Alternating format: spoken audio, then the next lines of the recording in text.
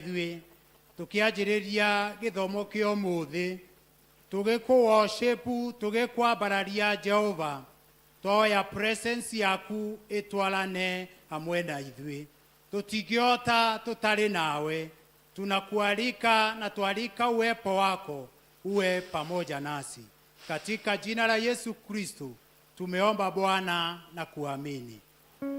Praise and worship.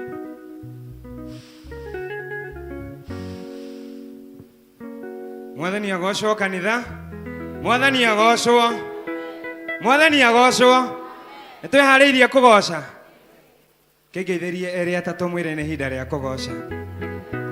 Na wona mundu ucio ke guguboya ehera hau ari. Wona te gukuboa. Mwathani agocwo. Ithe Ngai ndari agakigoca kia andu ake. Ari akigoca kia andu ake. Ni tiguo. Tukigoca Mwathani ta mahiga me muoyo. Hurira Ngai waku ruhi rwe waguo tuthie. Wabishangwe ya Bwana.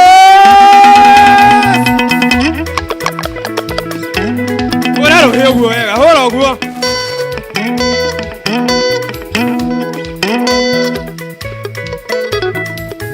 Hora uguo, hora uguo.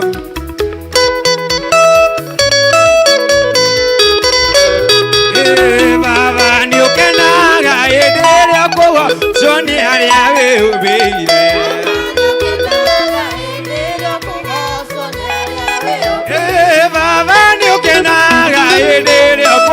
Zoni ari awe ubeire. Zoni ari awe egwanelera tuena muga koatenewe egwanelera edoda toelena lema tuine nani utoiwa.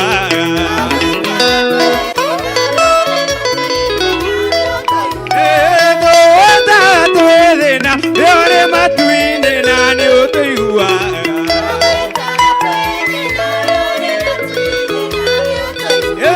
Egwanelela aboatene etuyelelie aboatene maikiria Danieliri Maria Melodi nawe okemuluta.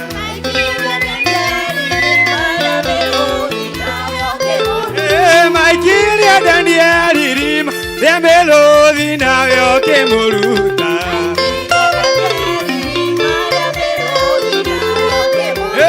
Egwanelela waboatene ogwanelela wabo wabisha wabona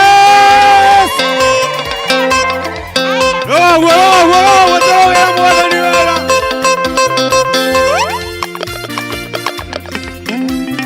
hore Mwathani wera wabishago ya Bwana.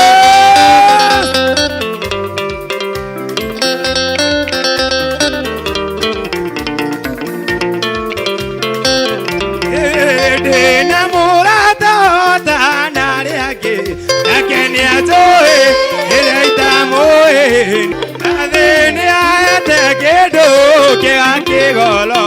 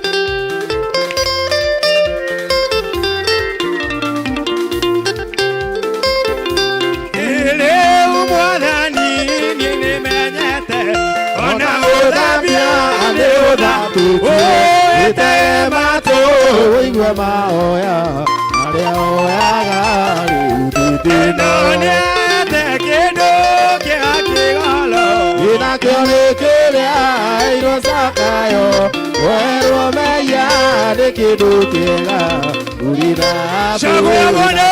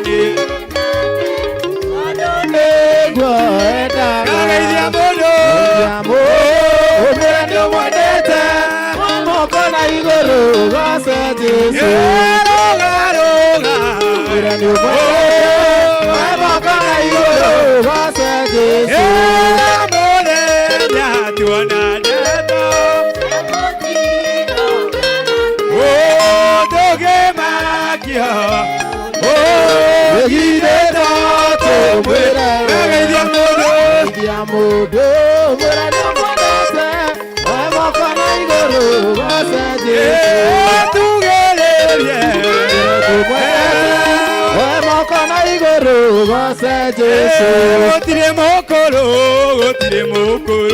Utugasemania Gotire mokoro Oh no hallelujah no hallelujah Utugasemania no hallelujah no hallelujah Utugasemania Utugasemania tukagozaga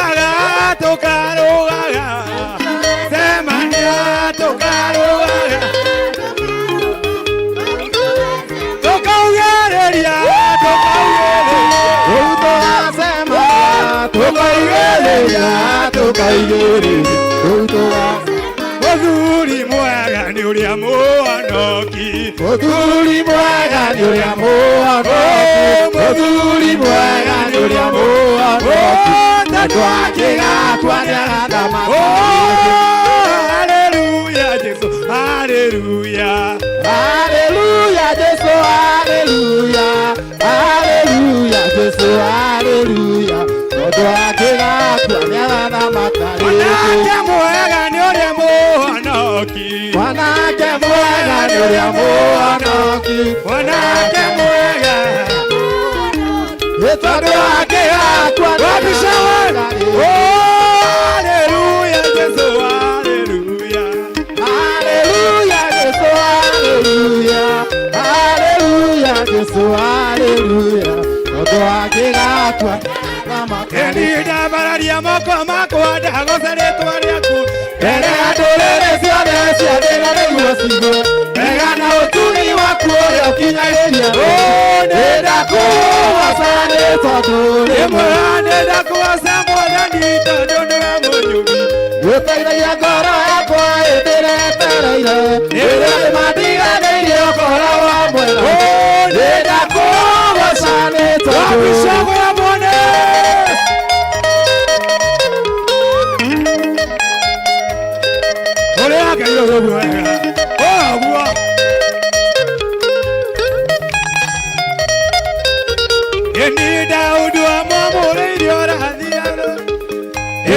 ũroregire kũigua mataro maku ũkĩmũtunya thamaki ũkĩũnengera Daudi kĩmũrathima nĩ tondũ ũrĩ ĩni nĩ ndakũgoca Mwathani tondũ nĩwe mũnyũmbi gĩteithagia ngoro yakwa hĩndĩ ĩrĩa etereire rĩrĩa andũ mandiganĩirie ũkoragwo hamwe na niĩ ndakũgoca nĩ tondũ ũrĩ ĩni kũgũa mbere yaku na ihoru gũthaitha ndũngĩgithĩkaga tondũ Ngai wakwa ndĩmwĩira Baba na wanyona ndũkandũya na marakara wamenya thĩinĩ gũkũrwo nawe nĩwe wanyũmbanirie ũhoro wanakinyau kwenda kũgwa moko-inĩ maku atuaga mũndũ mũthingu torĩa wekire ibura ĩmwe nĩgũkania na mwĩrĩ ũgũtungatĩre akwa wa nyama mwĩrĩ ndiriganiru warutire wĩra mũnene niĩ Baba wonanirie mũrũgu agĩkwa mũtĩ wendo tiga ndĩnyie naca Baba nokerie na kĩo ngorocia mbere-inĩ ya Ngai tũrĩrĩre Ngai tũmwĩra nĩ wega nĩ tondũ nĩ Ngai mwega tũgũcokeria ngatho rũcinĩ rwega rwa ũmũthĩ nĩ tondũ we wĩ Ngai na gũtirĩ ngongĩona tawe tekĩra kũrĩrĩra Ngai waku tũkĩmwĩra nĩ agĩrĩire nĩtũgũkwambararia mũno we ũtũraga muoyo we Ngai ũirwo nĩ hinya na ũhoti nĩtũgũthengerera tũgũcokeria ngatho tũmereria rĩtwa rĩaku tũgawe wĩ Ngai mahinda mothe tũgũtirĩ Ngai ũkĩhana tawe nĩwagĩrĩire Ngai tũkũgoca mũno Ngai nĩtũga nĩwagĩrĩire mũthamaki nĩ tondũ we wĩ Ngai mũthemba ũrĩa mwega nĩ tondũ we wĩ Ngai na mahĩtia mothe Mwathani tũkĩhoya presence yaku Mwathani gũthiĩ na mbere na gũkorwo hamwe na ithuĩ nĩtũhoya gũtongoria nĩwe Mwathani ĩna rĩrĩa rĩa Jesũ Kristo nĩtwakwambararia we Ngai mũtũra hinya kano kaoto mirurumba ya mihomu yaku tomaga maimeyobeifa icoka nacio cia njara ciaku nĩciakũrathwo hinya wacio nĩngũgũtĩĩa ngũinamĩrĩre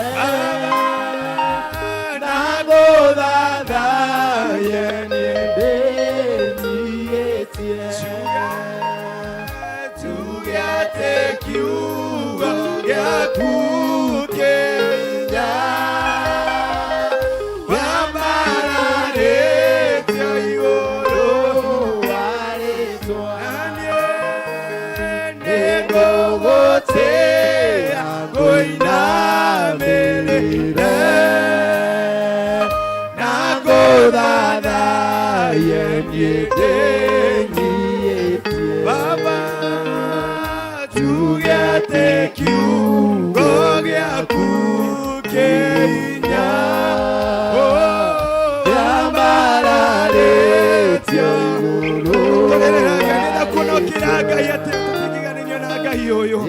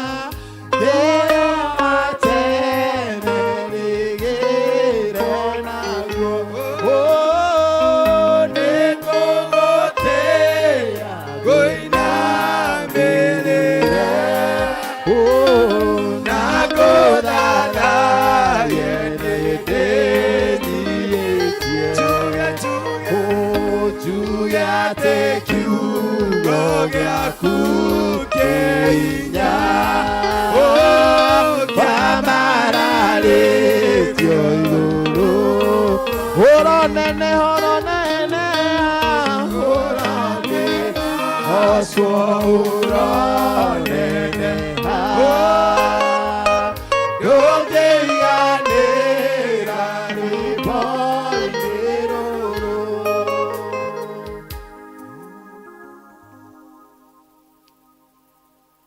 trust in chariots, others trust in horses, but we shall forever remember your name, O God.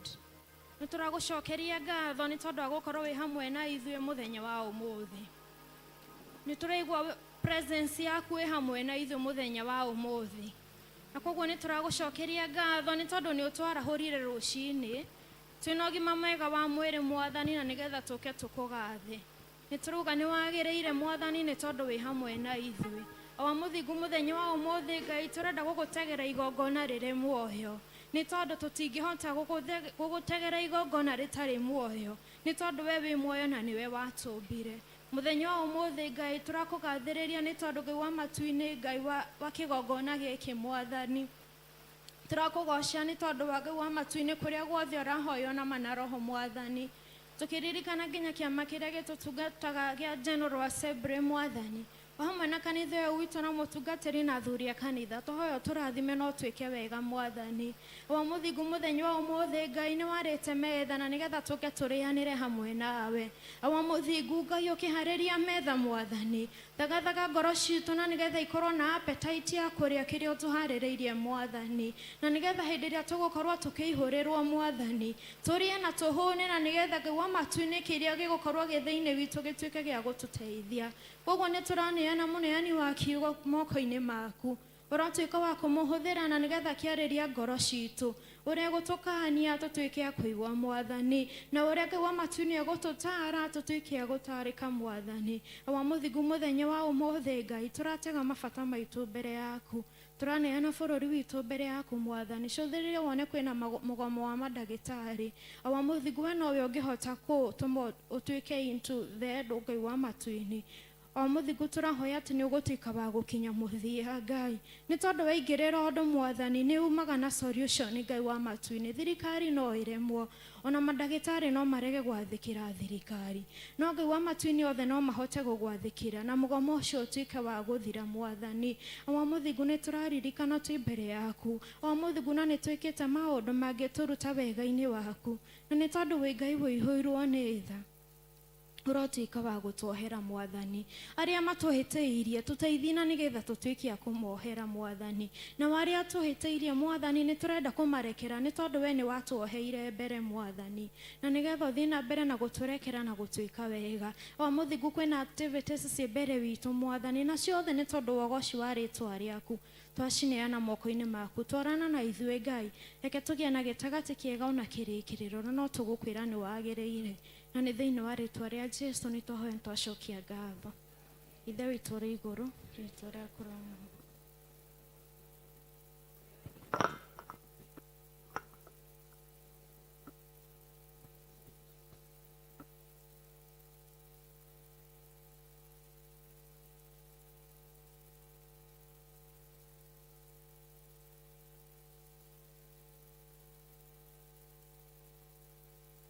Amen, amen. Tupigie praise and worship makofi.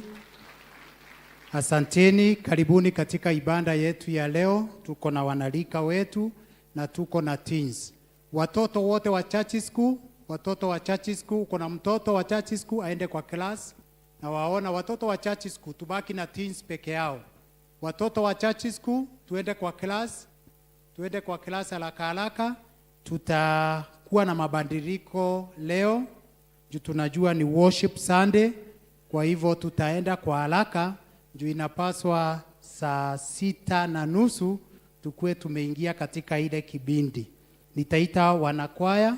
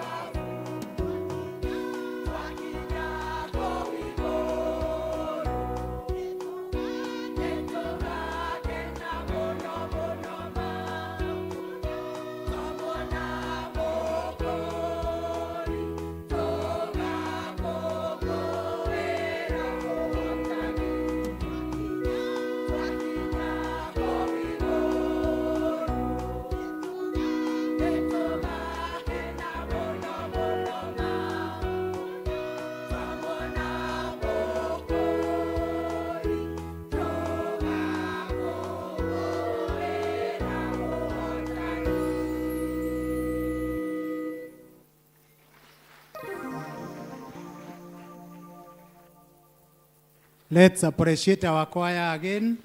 Na wako smart sana, asanteni sana.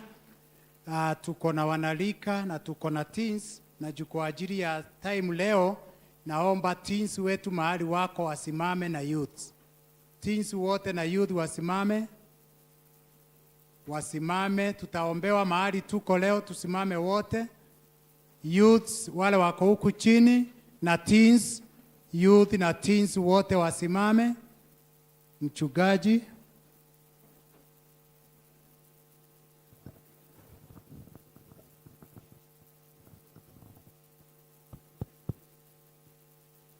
Okay. Bwana asifiwe. Sasa ni huko. Hey. Haya, tusimame wote ili tuweze kukabidhi mbele zake Mungu. Let us pray. Baba mwenye enzi, twaja mbele zako nyakati hizi. Ni asante kwa sababu ya vile ulivyo mema kwetu. Umetangia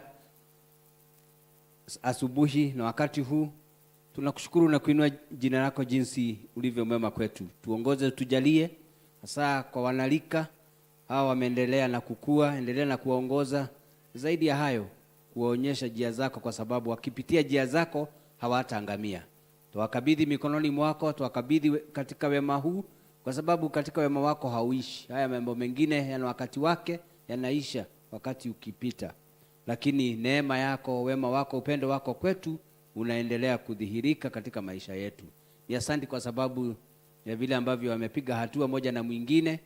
Umewaongoza katika mambo mengi, wengine ni wadogo wanaendelea kukua katika masomo, katika kazi zao. Wote tuwakabidhi katika neema zako, kwa sababu neema hizi ndizo zinaweza kuwatosha. Haya mambo mengine haitoshi, lakini wema wako na neema zako zikuwa juu yao, utawaongoza kwa njia zote.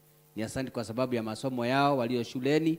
Ni asante kwa sababu ya vile ambavyo wanavyofanya kila wakati, na sisi tunaomba kwamba kila wakati wajue, wakuelewe, wakujue kama vile ulivyokuwa ukiwa mdogo, ukakuwa kwa kimo, na pia ukakuwa kwa hekima, na ukawa mshindi katika hali zote. Nao pia tunawakabidhi mikononi mwako, kwamba wakujue, wakufahamu na wakupende, ndio waweze kutembea na wewe, kwa sababu uhusiano wako nao uhusiano wao na wewe, huo ndio uhusiano wa maana. Haya mengine, uhusiano huu mwingine wote una wakati wake na unaisha. Tungependa, na hilo ndilo ombi letu la imani, kwamba uwaongoze katika kujua, uwahekimishe katika hali zote, waweze kukuelewa katika mambo yao yote. Ni asante kwa sababu ya wazazi wao wanaojitoa kwa mambo mengi, ili watoto hao waweze kuwa shuleni, waweze kuwa nyumbani, wakipata riziki yao, wakipata mavazi na kwa kukaa. Tunaomba kwa sababu ya wazazi, wasione huu ni mzigo, lakini wauchukue kama ni baraka, kwa sababu hii ni baraka kwao.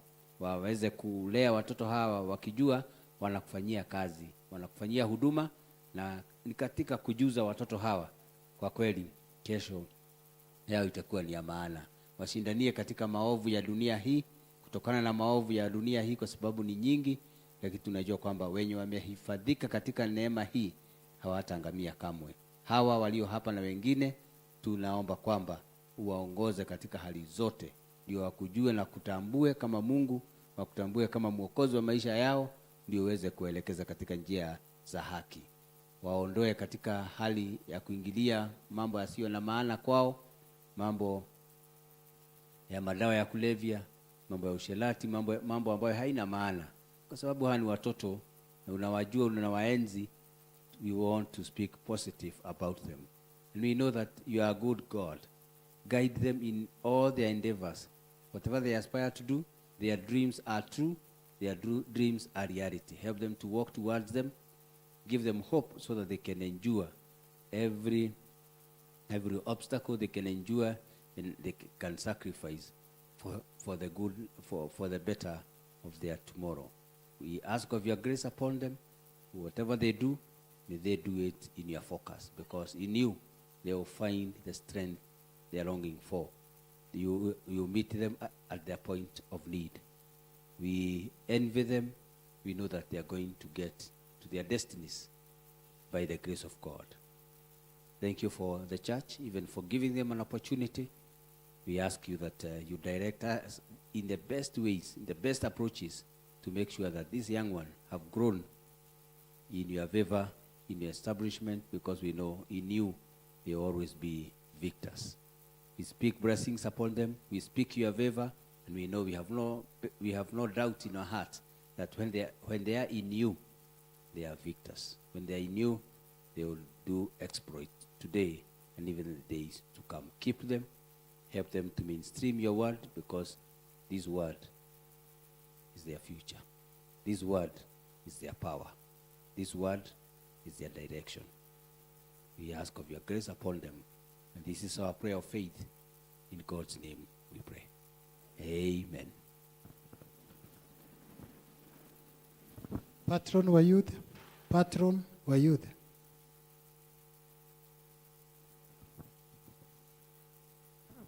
Praise God, church.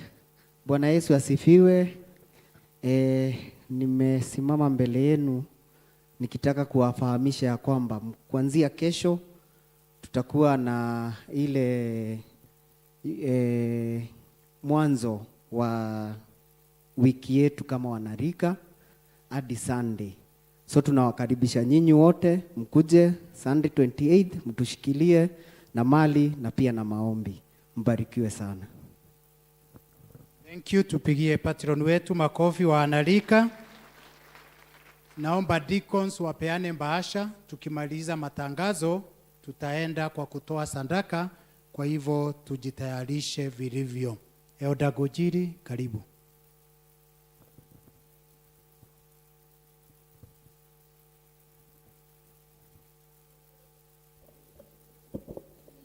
Mwathani agocwo atukuzwe Bwana.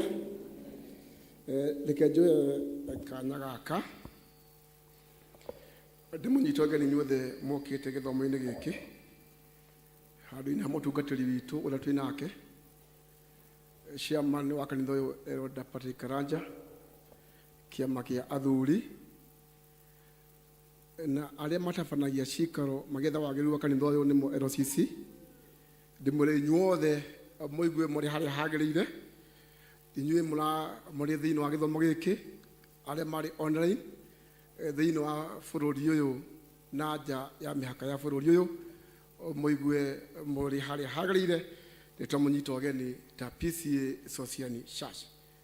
Undu ringi ni ati tukwenda kuoya kanya gaka o ringi kuria kana ni kuri mundu ukite githomo giki umuthi nawe nä rä ake rä a mbere gå thoma hamwe na ithuä o harä a arä nä tå ngä må ria arå nä getha tå må nyite ũgeni na njä ra ya mwanya. Ageni arä a mokä te må thä tafadhali simameni wageni wetu wale mmekuja kushiriki pamoja nasi leo, simameni tumunyite ũgeni nä getha kwaya na moe kamweke kau ga kumunyita ũgeni. Kwaya tafadhali.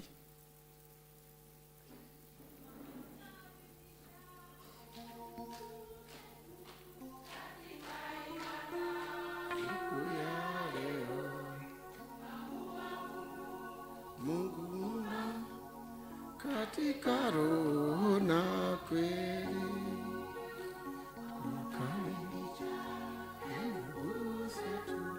katika ibada kuyale Mungu Muumba katika roho na kweli. Asanteni sana kugikorwo ni mukenio ni guthomaga guku gwitu ni mugutwika ashirika aitu. Githomo giki giathira murango uyu na ha thutha hari handu athuri a kanitha maikaraga na makamamukira nigetha muikare muingirio mabuku-ini maitu. No ngikorwo ukite umuthi tu tugugutuma na ngeithi ugicoka kuria uthomaga na Mwathani akurathime. Ruria ngi ni ati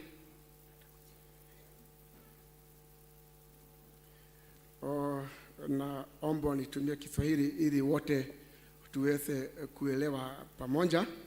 Kwa hivyo naomba nitumie lugha ya Kiswahili ili tuweze kuhusisha watu wote. Ni ya kwamba sijui nitasema worship experience na Kiswahili, tukisema tu na Kiingereza niseme tuko na worship experience ile ilianza hapa vizuri jana, na pia leo tutaendelea naye, na tunaambiwa kwamba kama vile tulitangasiwa hapo awali ya kwamba tutakuwa na maombi ya mitaa. Sisi wote tutaungamana hapa after tukimaliza ibada hii ya Kikuyu. Tuko na mulo hiyo, chairman atahakikisha hivyo. Tutakuwa na lunch pamoja ili saa 8 masaa ya saa 8 saa 9 turudi kwa worship experience. Kiswahili worship experience kusemaje? Hallelujah. Ndio hiyo worship experience itaendelea saa 8.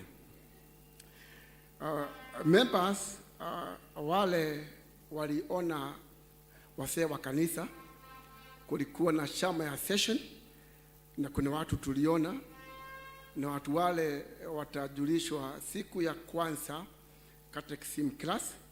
Evangelist atawapigia simu, na vile vile kutakuwa na list yenye tutasomewa baadaye, sio leo, yatakuwa ni Sunday, sababu in 2 weeks time catechism class itaanza, na tunaomba kwamba wale wahusika wa hiyo class waanze kujiandaa. Sidarudia mambo ya youth week, itaanza kesho na climax ni Sunday, na kama vile patron wana youth amesema, wote tunaomba tuje kama tumejiandaa tupate kuwashikilia. Kuna barua hapa ambao inasema mambo ya interview ya evangelist interviews for evangelist training certificate course. Ina barua ilisomwa Jumapili iliyopita, na kama kuna mtu yeyote ambaye angekuwa na interest ya kusoma masomo haya ya kuwa mwinjilisti, ni ataona mwalimu wetu wa coordinator wa wana youth after ibada hii, sababu section clerk alinijulisha kwamba interview hii itafanywa kutoka siku ya Jumanne. Kwa hivyo kiwa na mtu ambaye ungejua angetaka ama angekuwa na mwito wa kuwa evangelist, pia usipoteze wakati huo kwake, mjulishe hii nafasi apate kuitumia vizuri.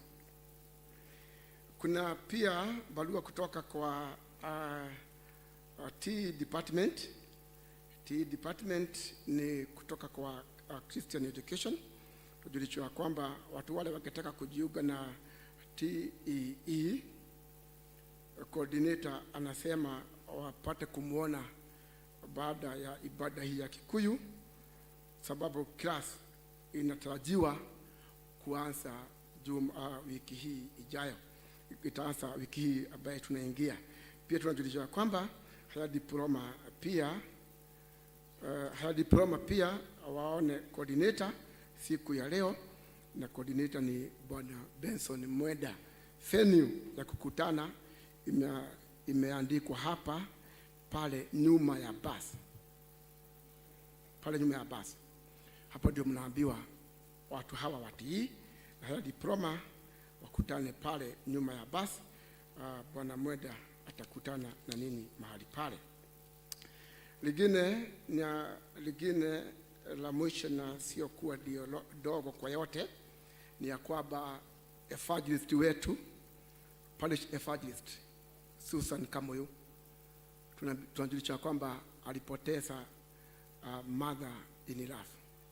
Huyo ni mama mpendwa, alipoteza mama mpendwa, na tunajulisha kwamba mama mpendwa, mother in love, sema mama mpendwa,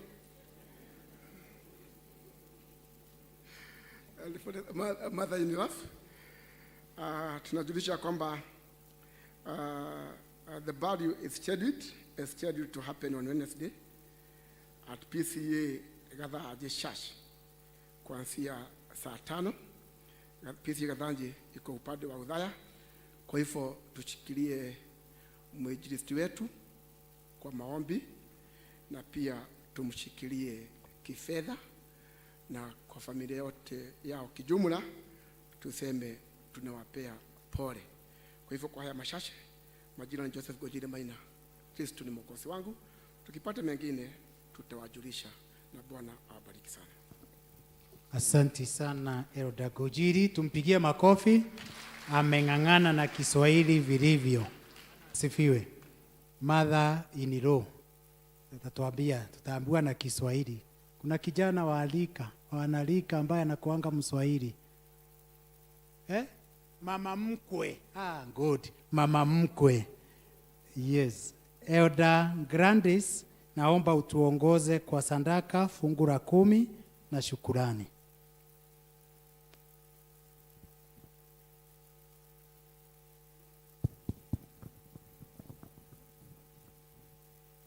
Kanisa, Bwana asifiwe. Hebu nipungie mkono kama kuna mkono. Mungu awabariki sana. Tumefika wakati mwingine wa kuchukua tithes. Kama vile Biblia inasema, Mungu akapayana mtoto wake, the only son, to die for our own sins. Na kwa hivyo na sisi Mungu ametubariki. There is what he has given unto us this morning that we want to give unto him. And whatever we can give unto him is our hearts and what he has blessed us with. Kwa hivyo ni wakati wa kuchukua our tithes. Kama vile Biblia inasema, we are supposed to give our 10% in the house of the Lord. So please come. Kama uko na tithe yako, please come so that we can be blessed together. Uko na tithe? Na kama umetuma kwa pay bill, still come. Tuombewe na mchungaji wetu.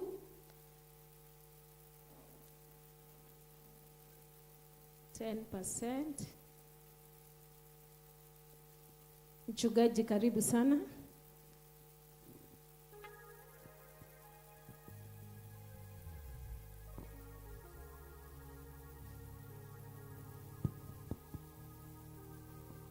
Bwana asifiwe. We always say, and we know that we have a God who does everything that we require. He has given us life. He has given us opportunity for many things. We cannot even give thanks through a monetary value. It is beyond that. So, and I've said this many times, that when you want to give voluntarily, without being forced to do it, without being coerced to do that. When you give voluntarily, you give today, tomorrow, and all the time. In your place of work, what you do it voluntarily. You will not get tired. It's not on duty. You feel like you are a father because voluntarily you want to take responsibility. You are a mother because voluntarily you have taken up the responsibility.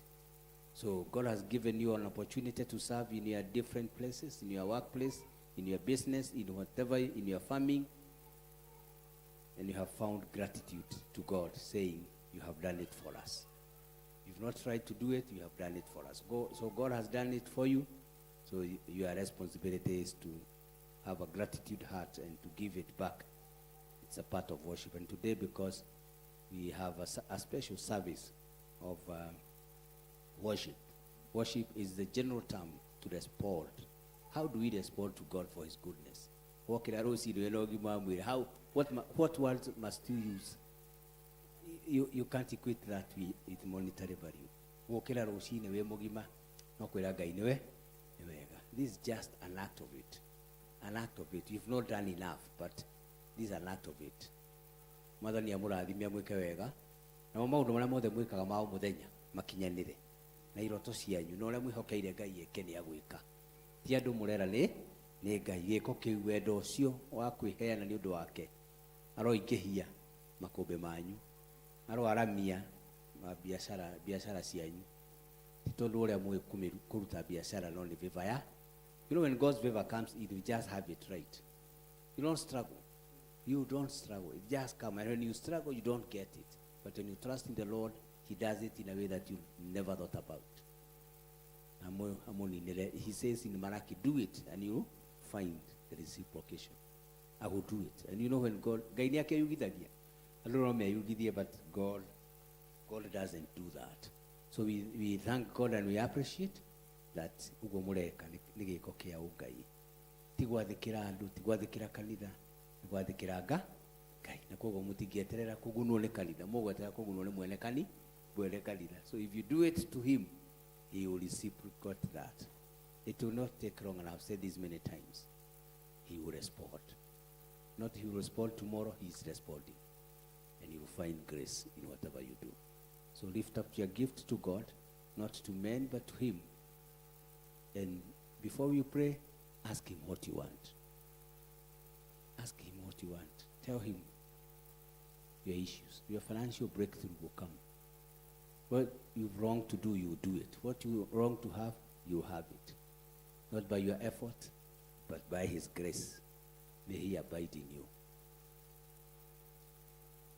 He says he will open up everywhere so that you can benefit from it because you are his child.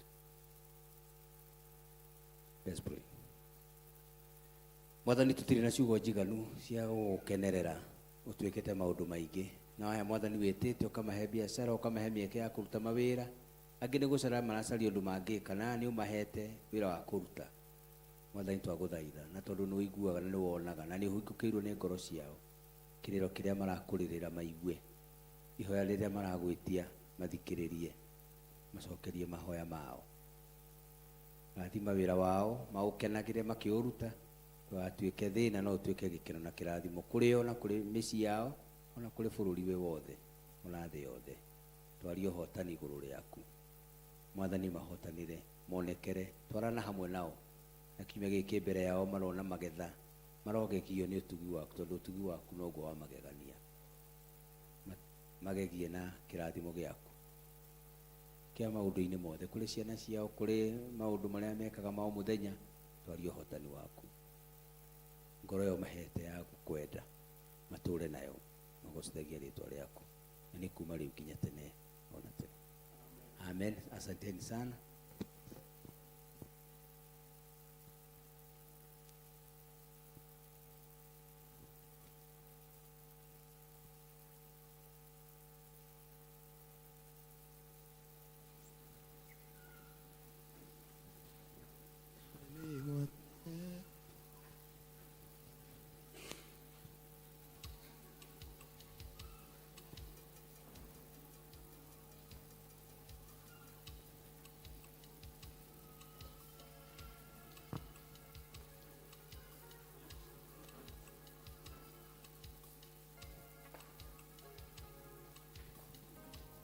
Ni wakati mwingine wa Thanksgiving agikorwo wi hau uraigwa ni kuri undu Ngai agwikiire na ni uraigwa ni wega guka kumwira ni wega na kumucokeria ngatho ningi kwihoya na gitio please come. Oria one leper ahonirio na kigwa ni gucoka kigongona-ini kwira Ngai ni wega na gioka na kira Ngai ni wega ni undu wa kumuhonia onawe kuri undu Ngai agwikiire ndukanariganirwo.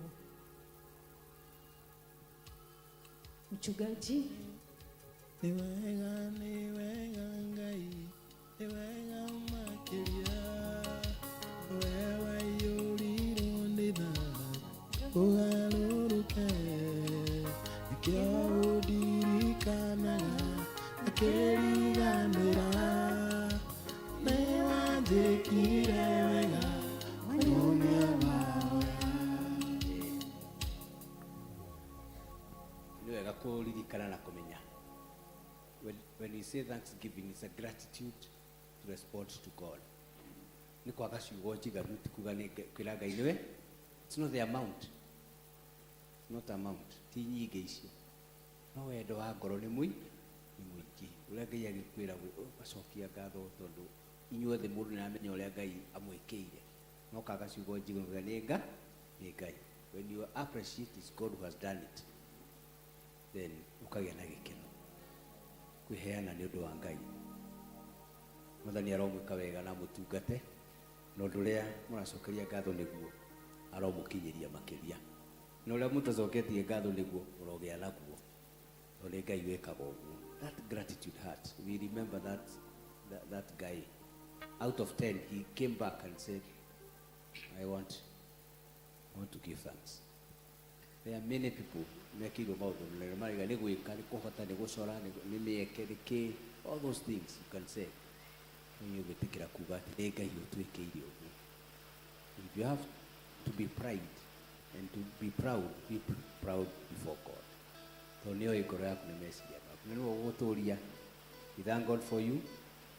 Nundu wa gwitikira gya ngoro ya gucokia ngatho Mwathani aromwika wega na akiriririe kumutuga no tugi munene uture ukaga wenda gukaga haho Sunday ndukage to ni ngatho reka ate ni uria Ngai agwikiire reke mici yanyu wega ke maundu manyu wega murokinyanira utugi-ini wa Ngai utugi wa magegania utugi wa magegania. You cannot equate it on monetary end. It is beyond that. That's why we come before God without fear. That's why we come before God without considering our neighbors and anybody else. It is heart. It's an individual intention. We do it deliberate. Gacokia ngatho tondũ nĩ ũrenda na tũigire tũtiũkaga gũcokia ngatho gũtongia kanitha kanitha ũngĩatongire tene mũndũ tongagio nĩ andũ kanitha wa Kristo atongire tene ũgĩtũhonokia ũcio nĩguo tonga wa kanitha salvation. The best way we can afford. There are many other ways. Whatever God finds you to do, just do it. For you, charity. We always say voluntarily, you don't struggle. You don't struggle to give. You don't struggle to do. You just give, not because you have enough to do that, but you have a heart to give. That's the spirit of voluntary. Voluntary. May God plant it into your hearts. That voluntarily you serve God with all your heart, with all your mind, with all your soul. May God bless you. Wengine tusimame tuombe. Mwathani, aya ni moka mbere yaku ni urio umatugite no tugi munene kamekira maundu maramagegia maundu maratanyite makagia namo maundu marerigiriire makona ni kuragia njira yamo.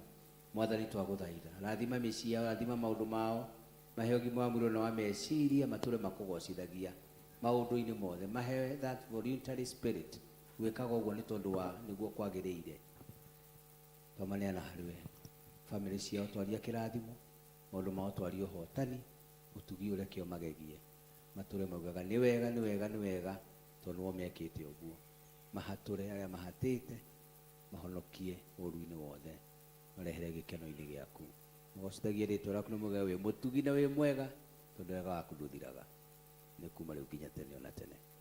Amen. Thank you.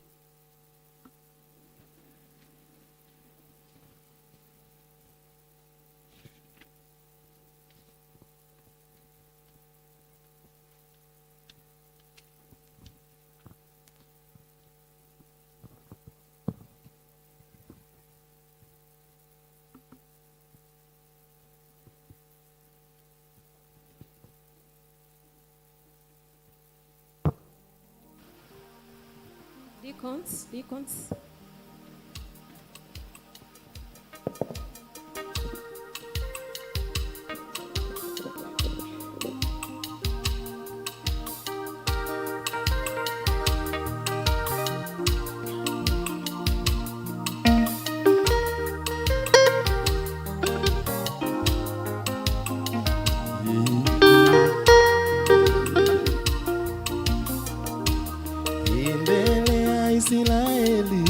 Manyiteto mebigote aria manyitete mamena tuinele nyembo iria moinagira Ngai wanyu endelea mwaliole mutoke endelea Israeli manyiteto nebigote aria manyitete amelaga tuinele nyembo iria moinagira Ngai wanyu endelea mwaliole mutukenie Ngai mutoi itu utimoima Ngai mutoi uria tarie nyimbo cia Ngai witũ igongona rĩrĩ muoyo twahota atĩa kũmũinĩra twĩ nyimbo cia Ngai witũ twacinaga irĩ ũira arĩa matũnyũrũragia mamenye othe mũrũ wa mũndũ ũholete nĩ muone tũtirĩ na igai rĩa ũkombo Ngai mũtoĩ Ngai witũ mũtimũĩma ũrĩa tarie nyĩmbo cia Ngai witũ igongona rĩrĩ muoyo twahota atĩa kũmũinĩra rwĩmbo nyĩmbo cia Ngai witũ twacinaga tũgĩtwara mbere yake na ithuĩ tũgĩkũngũyagĩra nĩ kũmenya tũrĩo twahota atĩa kũmũinĩra twĩko Ngai mũtoĩ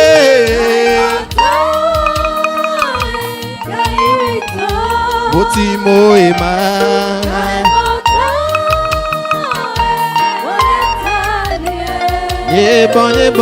nyĩmbo cia Ngai witũ nĩ igongona rĩrĩ twahota atĩa kũmũinĩra twĩko o mwaka ana nĩ athiaga gũtwarĩra mwana Samueli gakuo. Let's pray. Our dear Heavenly Father, we want to thank you this beautiful afternoon that you've given us. We want to thank you for making us a remnant of this beautiful day. We want to thank you because of this worship day, dear Father. And before us, we have brought our worship of gifts to you, dear Lord. We pray that you may purify it and that it may do the work that is intended to do, dear Father. And we pray that you may bless every hand that has stretched to bring this offering, O Lord.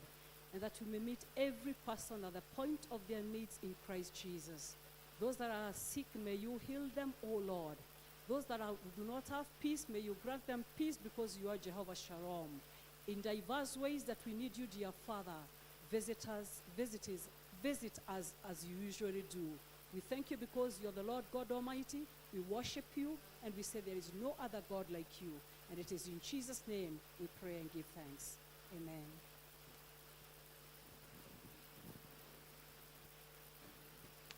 Asante Elda. Ni wakati wa masomo yetu mawili yote yakifuatana na watatuambia mahali inatoka.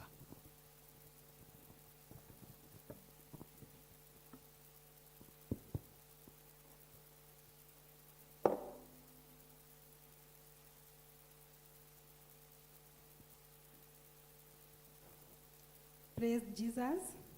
Praise Jesus again. Somo letu la kwanza litatoka katika kitabu cha Mithali 25 kuanzia mstari wa 26 hadi 28. Inasema hivi: mwenye haki amwangukiapo mtu mbaya ni kama chemichemi iliyochafuka na kisima kilichokanyangwa. Haifai kula asali nyingi mno. Vile vile mtu atafuta utukufu wake mwenyewe, si utukufu asiyetawala roho yake. Ni mfano wa mji ulioboromewa usio na ukuta. Somo lifike hapo na iendelee. Bwana asifiwe.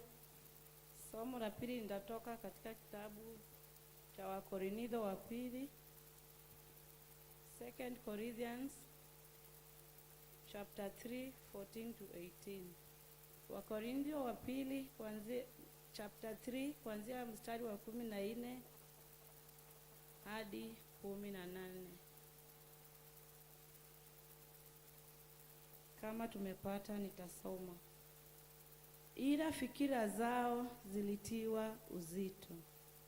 Kwa maana hata leo hivi, wakati lisomwapo Agano la Kale, utaji huo huo wakaa, yani haikufunuliwa kwamba huondolewa katika Kristo. 15. Ila hata leo Torati ya Musa isomwapo, utaji huikalia mioyo yao. 16. Lakini wakati wowote watakapomgeukia Bwana, ule utaji huondolewa. 17. Basi Bwana ndiye Roho, walakini alipo Roho wa Bwana, hapo ndipo penye uhuru. 18 na ndio ya mwisho. Lakini sisi sote kwa uso usiotiwa utaji, tukiurudisha utukufu wa Bwana kama vile katika kioo, tunabadilishwa tufanane na mfano huo huo, toka utukufu hata utukufu, kama vile kwa utukufu utokao kwa Bwana aliye Roho. Kwa majina ni Esther Maina. Tusimame tuongozwe na wimbo Praise and Worship, ni ujumbe wa Bwana. Tusimame wote. Mumemboeka? Naona kuna watu leo watamboeka. Najua mtamboeka kusimama sasa. Anza kujitayarisha, usimame masaa mawili kutoka leo. Kutoka dakika hii sasa kuelekea mbele. Kwa hivyo kama unamboeka, sijui utamboeka mpaka saa ngapi leo. Ni ujumbe wa Bwana, haleluya, wa maisha ya daima.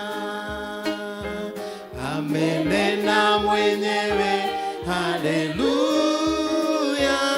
utaishi ukitazama. Tazama, tazama, ishi sasa kumtazama Yesu. Amenena mwenyewe, haleluya, utaishi ukitazama. Uzima wa daima, haleluya, kwake Yesu tauona. Tazama tu, haleluya, wokovu peke kwa Bwana.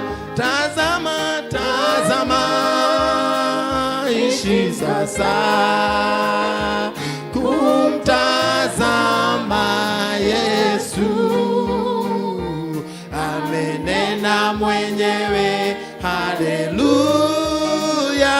utaishi ukitazama. Ni ujumbe wa wema, haleluya, nawe shika rafiki yangu. Ni habari ya raha, haleluya, mwenye kuinena ni Mungu.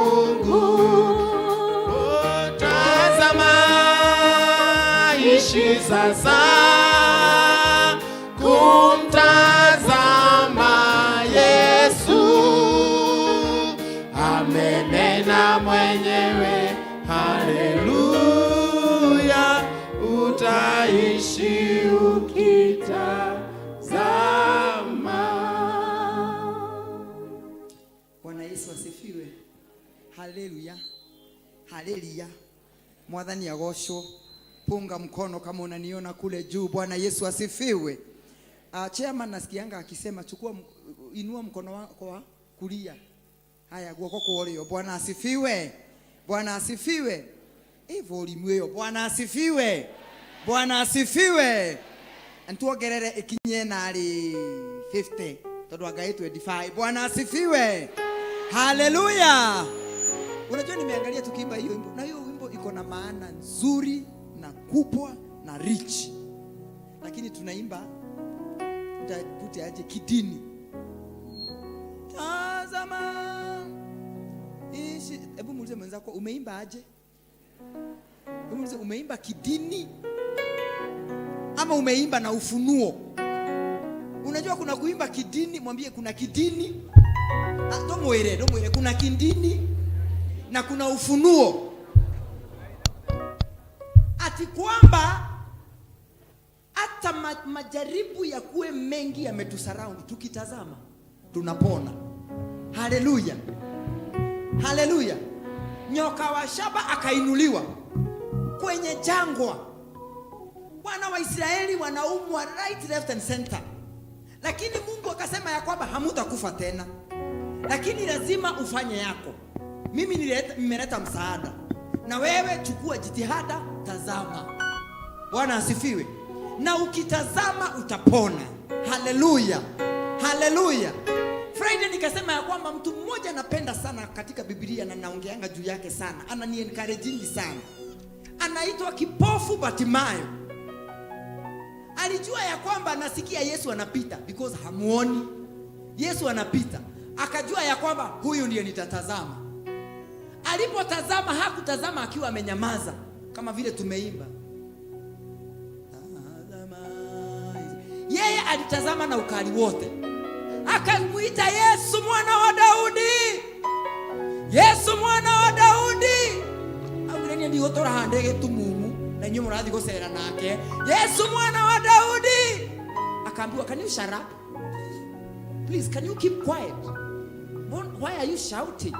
Mbona una shout? Akajua nyinyi semeni mna shout. Amujui mimi kile ninaona ama kile ninataka. Yesu mwana wa Daudi. Lazima ufanye kitu na utazame Yesu na mtazama ambao itamuattract. Mwambie mwenzako lazima tutazame. Umtazame na mtazamo ya kwamba ataacha kwenda kule anaenda. Aseme taigwa taroro. No shoretana. Atazame hivi arudi. Ndio akuulize what do you want? Na mkijana kipofu ama ni mzee Bartimayo akapokea kuona kwake tena. Haleluya. Haleluya. Mama aliyetokwa na damu miaka 12 akasema sitanyamaza. Kutoka kwangu ni mogiro. Kukaa na watu ni mogiro. Kuinteract na watu ni mogiro. Nitakaa hapa. Nimejaribu, utajiri wangu wote umeisha. Nimetumia pesa zangu zote. Nimeuza mashamba zangu. Nimeenda kwa madaktari wale wa juu zaidi na bado niko na hali hii. Sasa naenda kumtazama Yesu. Akajinenea. Lazima ufanye kitu kingine wale watu hawafanyi. Wewe ukiona wanaimba hivi wachana na wao. Maybe hawaendi through what you are going through. You need Jesus. I need Jesus. I know where I need Jesus. Hallelujah. I need Jesus to strengthen me. I need Jesus to give me favor. I need Jesus to anoint me more. I need Jesus to sing in a better way. Hallelujah. I need Jesus for my marriage. I need Jesus for my children. I need Jesus for my husband. Praise the name of the Lord. Akasema naamuka. Naenda. Na nitajificha, nitajaribu nijifiche. Na nitainama na sitaongea na mtu. Hata Yesu sitataka kumuona. Lakini nitamguza. Na mimi ninajua nikimguza hii damu itaisha kutoka leo. And that is what happened. The liberation. Mwambie mwenzako oguorio. Okaina na oguorio. Hallelujah. Ogoka kanitha na oguorio. Tia oka kanitha to ni Sunday. Na waikara compound megokuria enyiranga ni agotarathi kanitha omuthi. Oka kanitha na oguorio. Igira kanitha na oguorio. Ukimenyaga ati wathi gucemania na Jesu. Na othe mokete gucemania na Jesu. Niki gutuma age kumacuthiriria we agucuthiririe kana akurore. Ndugiuke na undu extraordinary. Come with an extraordinary attitude. Kuwa na attitude. Ukinja mbele za Mungu. Wewe ndiye unajijua. Kama huyo mama, yeye ndiye alikuwa anajijua. Na kuna watu wengi walifuata Yesu na walibaki vile walivyokuwa. maana kazi yao ni kufuata Yesu. Ole wetu isikuwe leo tulikuja kanisa alafu ni kuna mmoja wawili watatembelewa na njia ya ajabu. Sisi wengine ilikuwa ni kumfuata. Na sisi wote tutembelewe. Sema haleluya. Sema haleluya. Nataka tuimbe hiyo wimbo na tuimbe na ufunuo. Na tuimbe na ufunuo. Zoea mbele za Mungu. The Bible says, in everything that you do, do it with all your heart. Do it with all your soul. Do it with all your mind. And do it with all your strength. Somebody say hallelujah. Somebody say hallelujah. Somebody say hallelujah. Ona hallelujah ya kudege korwo no guorio. Hallelujah yako ikue no guorio ti hallelujah. Hallelujah. Duge hallelujah eno guorio. Ati ona haria giteine ikaire keuga hallelujah na sociani ndiragoco. Na sociani kwena andu maranyambararia. Sema hallelujah. Sema hallelujah. Sema hallelujah. Dire mo BCA no de mo akirikana na muthuri wakwa ni mutungatiri wake akirikana ugo de mutumia wa mutungatiri kamuranjira mutungatiri thank you de mutumia wao na aria managerera akirikana ni moyo ni kuri levels sema levels utie kuga level duge levels na kwi level etagwo ya archdeacon uga archdeacon ndi goko ndi uria makoragwo mari level eriku no arugamirire parishes ciganona ni moderator riu ni ndita mutumia wa moderator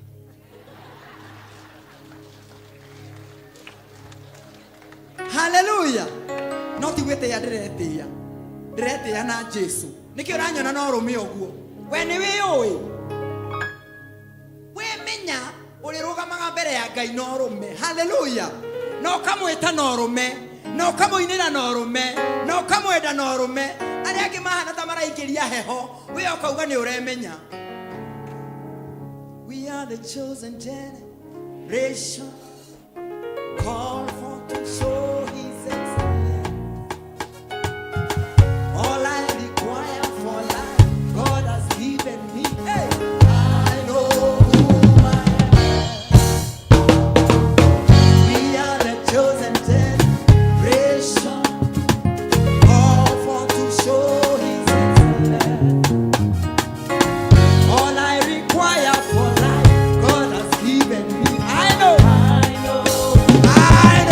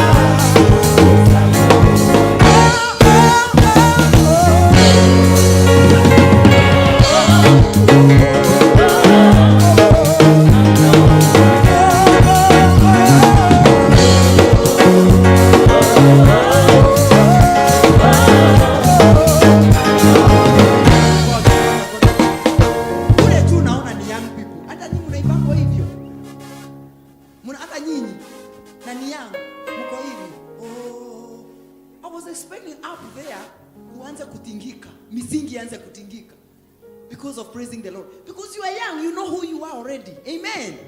Hallelujah. Can we go one more time? We are the chosen generation.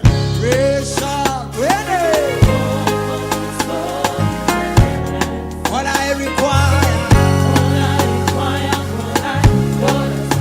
I know who I am. We are the chosen generation.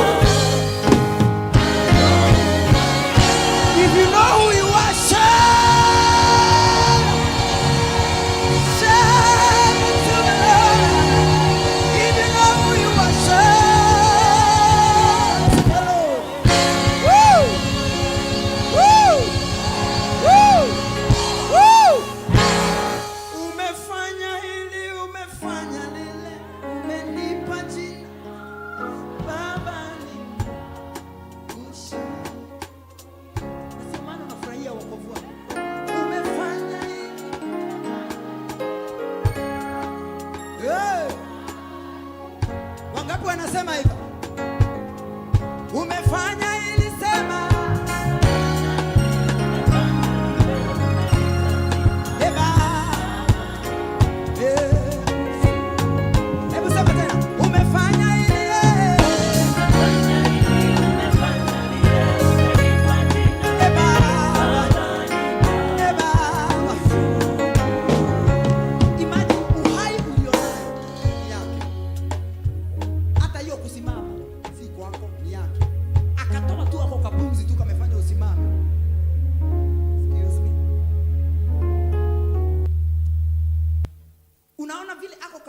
umesimama hivyo akatoe, tutaona tu hata mimi hapa atoe no kenya Mungu nake yago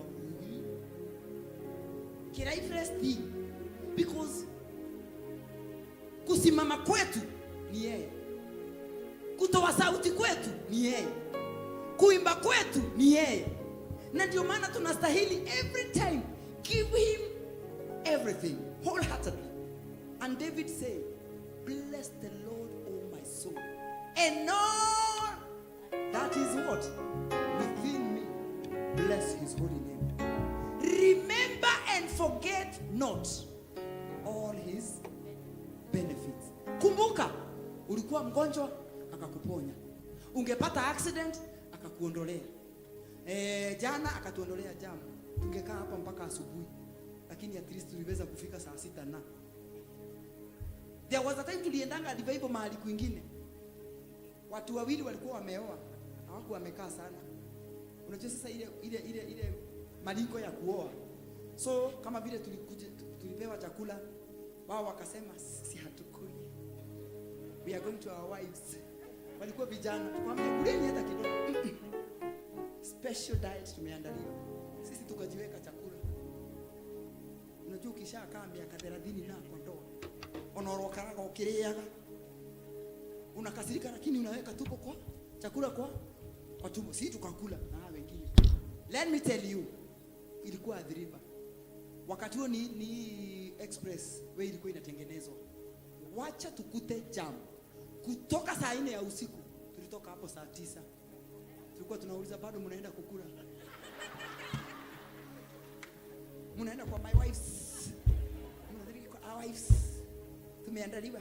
Tunangojewa. Oh, bado mnangojewa. Sasa after that walikuwa wanatuambia ati waliambiwa usiwakishe stima. Kama unajua chakula iko mahali fulani na usiwakishe stima, ukuje kama hakuna stima. Hallelujah. So anything that you do, can you imagine? Mungu vitu vingine hatuhesabiki kama ni baraka. Kama jamu ya hapa ilikuwa kubwa, lakini Mungu kwa neema hatukulala hapa. Mimi hata ndio nirudi kusikia ati hata watu unaweza kaa hapa ulale. Lakini Mungu alituondolea. Sema amen. What is that the Lord has done? I want us to sing this song that we started with. Ni ujumbe wa Bwana.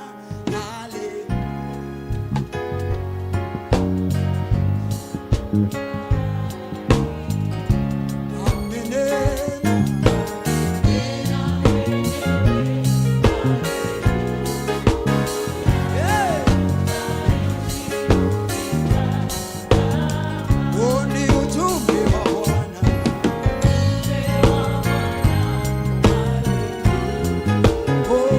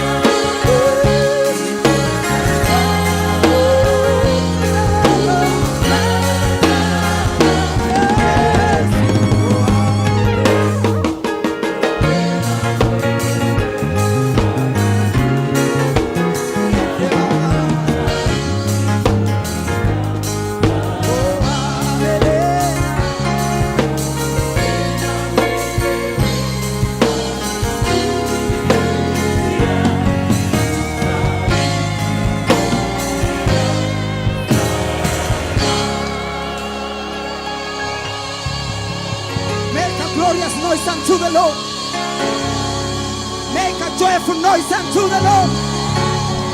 BCS Oceani make a joyful noise unto the Lord. A joyful noise unto the Lord. Woo! Woo!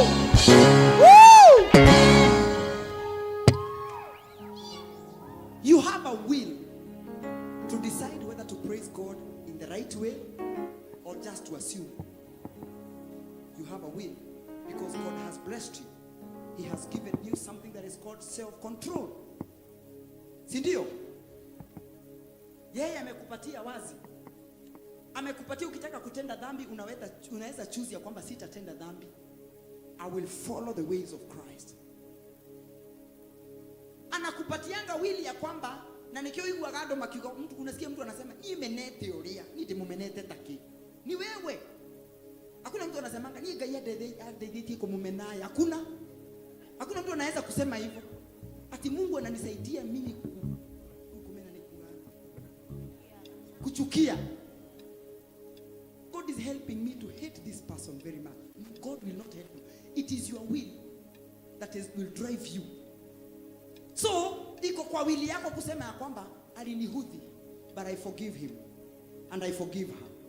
And today, the word of God, I want just to mention it as we continue.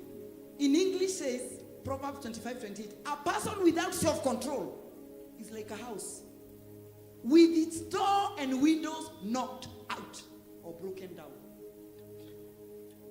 If you cannot use your self-control in the right way, you are like a house without a door, without a window, without its wall. Everything is broken down. Can you imagine how dangerous it is?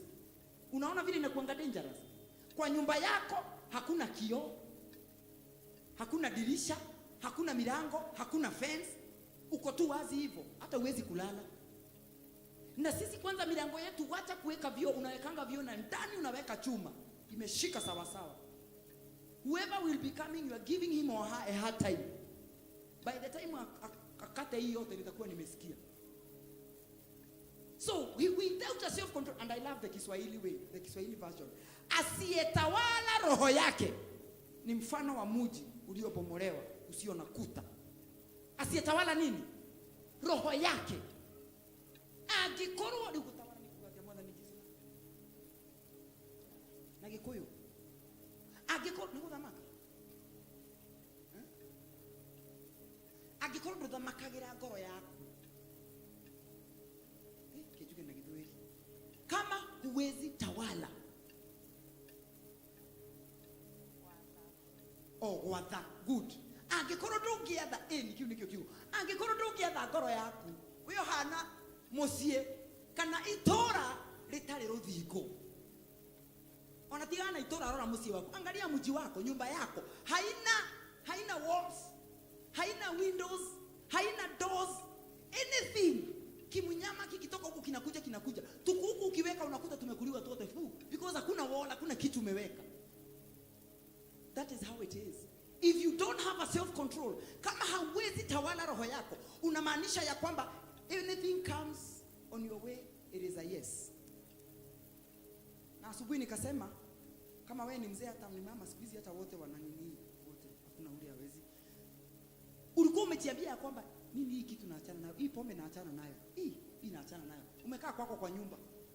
Ule ana self-control, umepigiwa kasimu na mzee rafiki yako ama mama rafiki yako. Kwani umeboeka aje? Kuja nikupeleke mahali. Na ulikuwa umesema kaide idia na ukakuja hapa mbele wakati wa last revival na ukalia mwadhani hii kitu naachana nayo tena. Ama hii usherati naachana nayo, hii naachana nayo, sitawahi tena. Unapigiwa kasimu kwa sababu control yako haiko kwa Kikuyu tuweka aterere. We moirigurire. Mwanyita, we moirigurire umewekwa wazi, kuta zimeanguka. Utajikuta ukienda na hiyo direction. But the moment you will control yourself, utatawala roho yako, utatawala hasira zako, utasema I cannot get angry I cannot get this far with my anger. It has to stop here. Hata saa zingine unajiambia kwamba mimi hapa nimekasirika na yeye ni ugali anakula, sitakasirika tena. You have to make that decision. You have to make make a decision. Each one of us in this church has been called to do something. Look at what God has called you to do. We are not created without a purpose, without a reason. Tumeumbwa hata ule mdogo namna gani. Ameumbwa. When I was young, I was at Sunday school. I don't know how I was leading, but I used to lead praises in Sunday school. Nisikuwa najua, lakini nilikuwa najikuta natunga tuwimbo. Sasa kwa sababu level hilo ilikuwa ya kutungia kufurahi kwa sababu mwalimu wetu ni nani wa baraka, mwalimu wetu ni. When I was young, I started there. So I had something. You have something. You have something. Are we controlling ourselves to make sure that tuna deliver according to what God has given unto us? Or are we using it to destroy others? Because we cannot control our anger, our jealousy, our pride, so we bring others down. May the Lord, Mungu atukave. Mwadhani atuirigire. Mwadhani atuirigire. Mwadhani atuirigire. Hallelujah. And no wonder sometimes you see things coming on your way. Kuna vitu vinakuja katika maisha yako unashangaa ni nini? Hebu angalia. Kwani kuna mahali umeuncover? Because once we are become children of God, we are protected. We are under his protection. And that one he gives us for free. But it is our will to control what we give. So that, out of opening that door, nothing bad will come our way. Because rĩrĩa wairigorerwo ona mĩrimũ ĩgoka. Wairigorerwo ona maũndũ moru magoka. Wairigorerwo ũgakora kwĩna indo ciroka tu utaramenya nĩ atĩa. Ndĩrahoya ona niĩ Ngai anjirigire mũthenya wa ũmũthĩ. Angĩkorwo he handũ njirigũrĩirwo, angĩkorwo he ũndũ ndĩraugire kana ndĩreka ũranjirigũrĩra, Mwathani anjirigire. Na agĩtũirigira. And I hear the Lord is telling us today, that is what he wants to do with us because he's already here. Mungu ajenge kuta zetu tena. Mungu ajenge kuta zetu tena. Nasema Mungu ajenge kuta zetu tena. Ajenge kuta za kibali tena. Tukitoka tunatoka na kibali chake. Ajenge kuta za upako tena. Tukitoka tunatoka na upako wake. Tukiimba tunaimba na upako wake. Ajenge na atujenge tena kuta za neema. Ili chochote tunachofanya kuna neema. Grace. At your radio uko tu grace. Doors are just opening because of the grace of God. Ajenge hizo kuta. Mahali zilikuwa zimeanguka zijengwe kwa jina la Yesu. And that is my prayer to all of us. Kuta za kibali zijengwe. Kuta za rehema zijengwe. Kuta za neema zijengwe. Kuta za upako zijengwe. Kuta za upendo zijengwe. Kuta za kuendelea zijengwe. Sisi hatuta drag. We shall press forward. If that is you, say amen. Say a big amen. Say a big amen. Kuta za kusustain our marriages zijengwe. Today inakuwa ni kama the order of the day. Ngani yani marati gani ile? Na ni kama tuna enjoy tukiongea hizo story. Maraika ni yule marati gani ile? Yani waliachana. It is like the order of the day. We refuse it in Jesus' name. We refuse that in Jesus' name. We refuse that in Jesus' name. No wonder when the marriages are wakati zikitolewa the cover. What is coming in? The homosexuality. It is now becoming the order of the day. Our young people are getting lost in homosexuality. Na hawaoni kama ni kitu. Ukimuuliza anasema, I think that is who I am. That is who I am. I don't love ladies. I just feel attracted by men. Na msichana anasema, I feel attracted to other women. I think you must accept that's who I am. Ishindwe pepo. Ishindwe hiyo pepo. Ishindwe hiyo pepo. Ishindwe hiyo pepo. And the sad part of it, kwa sababu gani? Tulitoa self control. Wewe unafikiri zile marriages zimekaa? I have been in marriage for 32 years. Do you think it has been bread and butter? There are times that you unasikianga ya kwamba ngosoka kuitokana nenako. Alafu kitu kinakwambia kwamba stay there. It is your marriage. Stay there. Keep on going, Sarah. Keep on going. Mwaka 5 inaisha. Keep on going. Miaka 6 inaisha. Mwaka wa 7 unaanza kulia. Tena kitu kinakwambia keep on going. Unafikiri yeye Samueli wangu hajaifili ya kwamba amelose hope? Anasema sasa huyu mwanamke nilipewa na Mungu. Hii ni nini? But anasema Sammy, keep on going. This is your marriage, keep on going. We must keep on going. Through self-control, we can control our marriages. We can control our children. We can control the ministries that God has given us in holiness and righteousness. Somebody say amen. Ni tukiwa tu kwa Mungu, outside God, we will not make it. We will not. Hatutaweza kutawala. Na mwimbaji mmoja akasema, mamlaka na nguvu ninazo kufanya lolote utakalo, manawe ni ndani yangu, manawe upo ndani yangu, nguvu zako zipo, manawe upo ndani yangu. Hallelujah. Because we have Jesus Christ, we must revive our self-control in us, so that this thing must continue. This thing, hii anga unakuanga nayo, urakaraga na ukarakara ginyona ndwara warakara ndwara mehakwema kuragira ugoma kwa uyu mweherere arakara kayo tage control.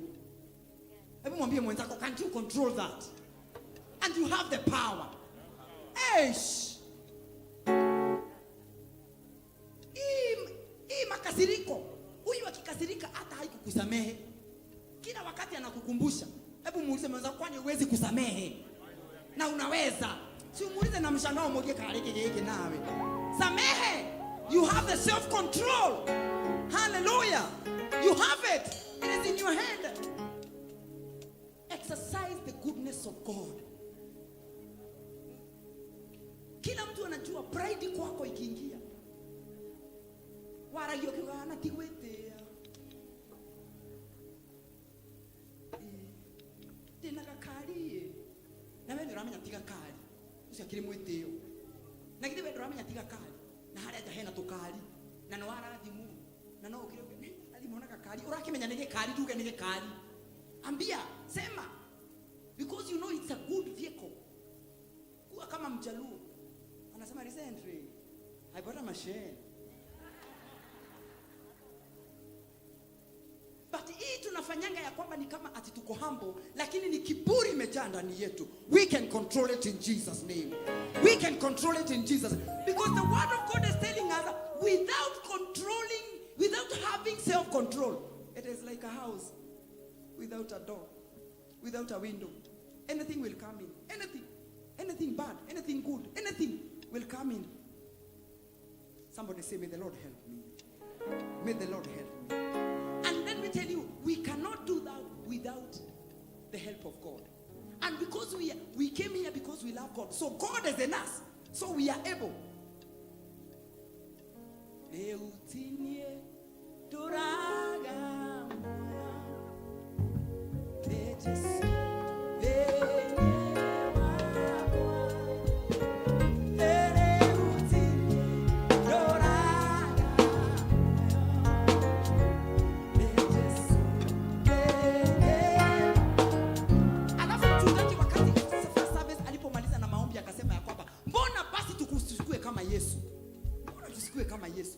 We have the power. God alituachia. We can love like Jesus. We can walk like Jesus. We can dress in a decent way, so that hatutafanya wale wengine badala ya kuja kusikia gidhomo.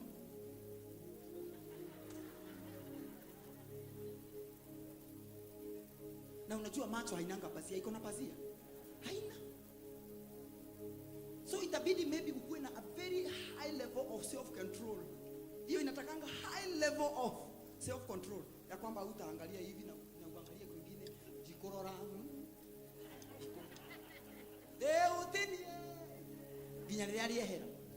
Let us be our sisters and brothers keeper.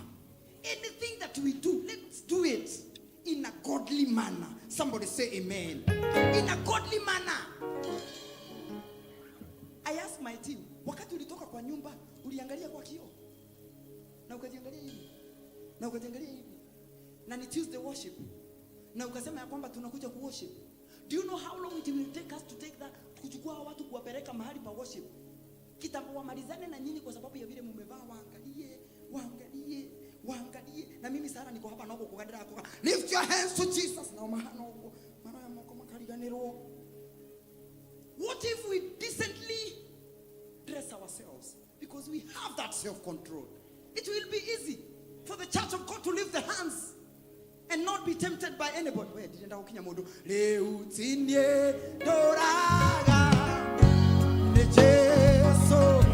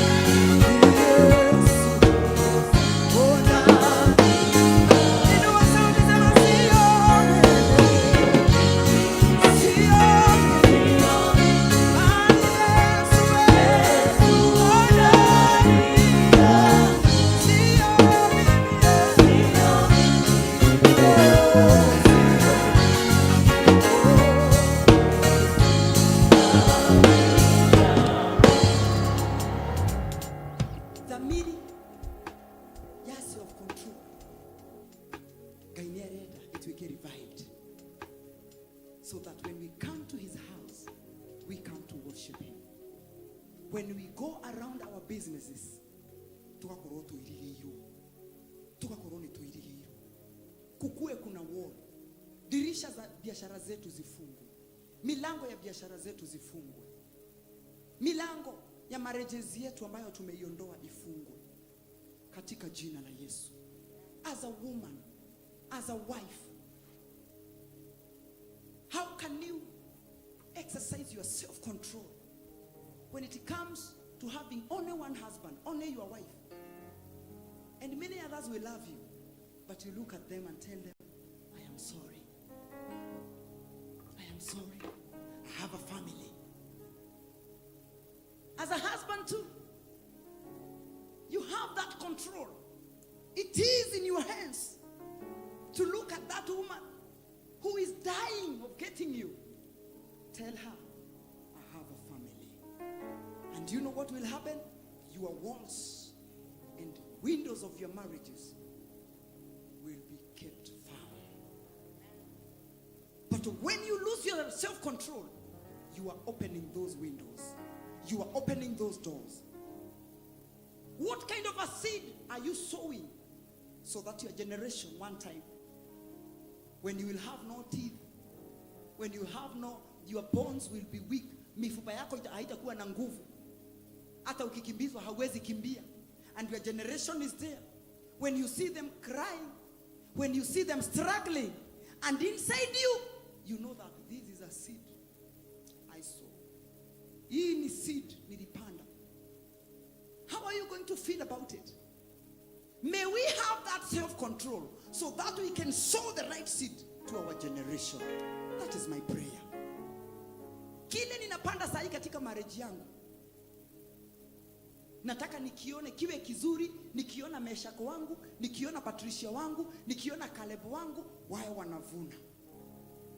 Na mimi ninaambia Mungu, it is not by might, not by power, but by His Spirit. Sio mimi, bali Yesu ndani yangu. Sio mimi, oh, sio mimi, Yesu ndani. Tunaweza inua sauti tuseme hivyo, sio mimi, sio mimi, sio mimi, Yesu.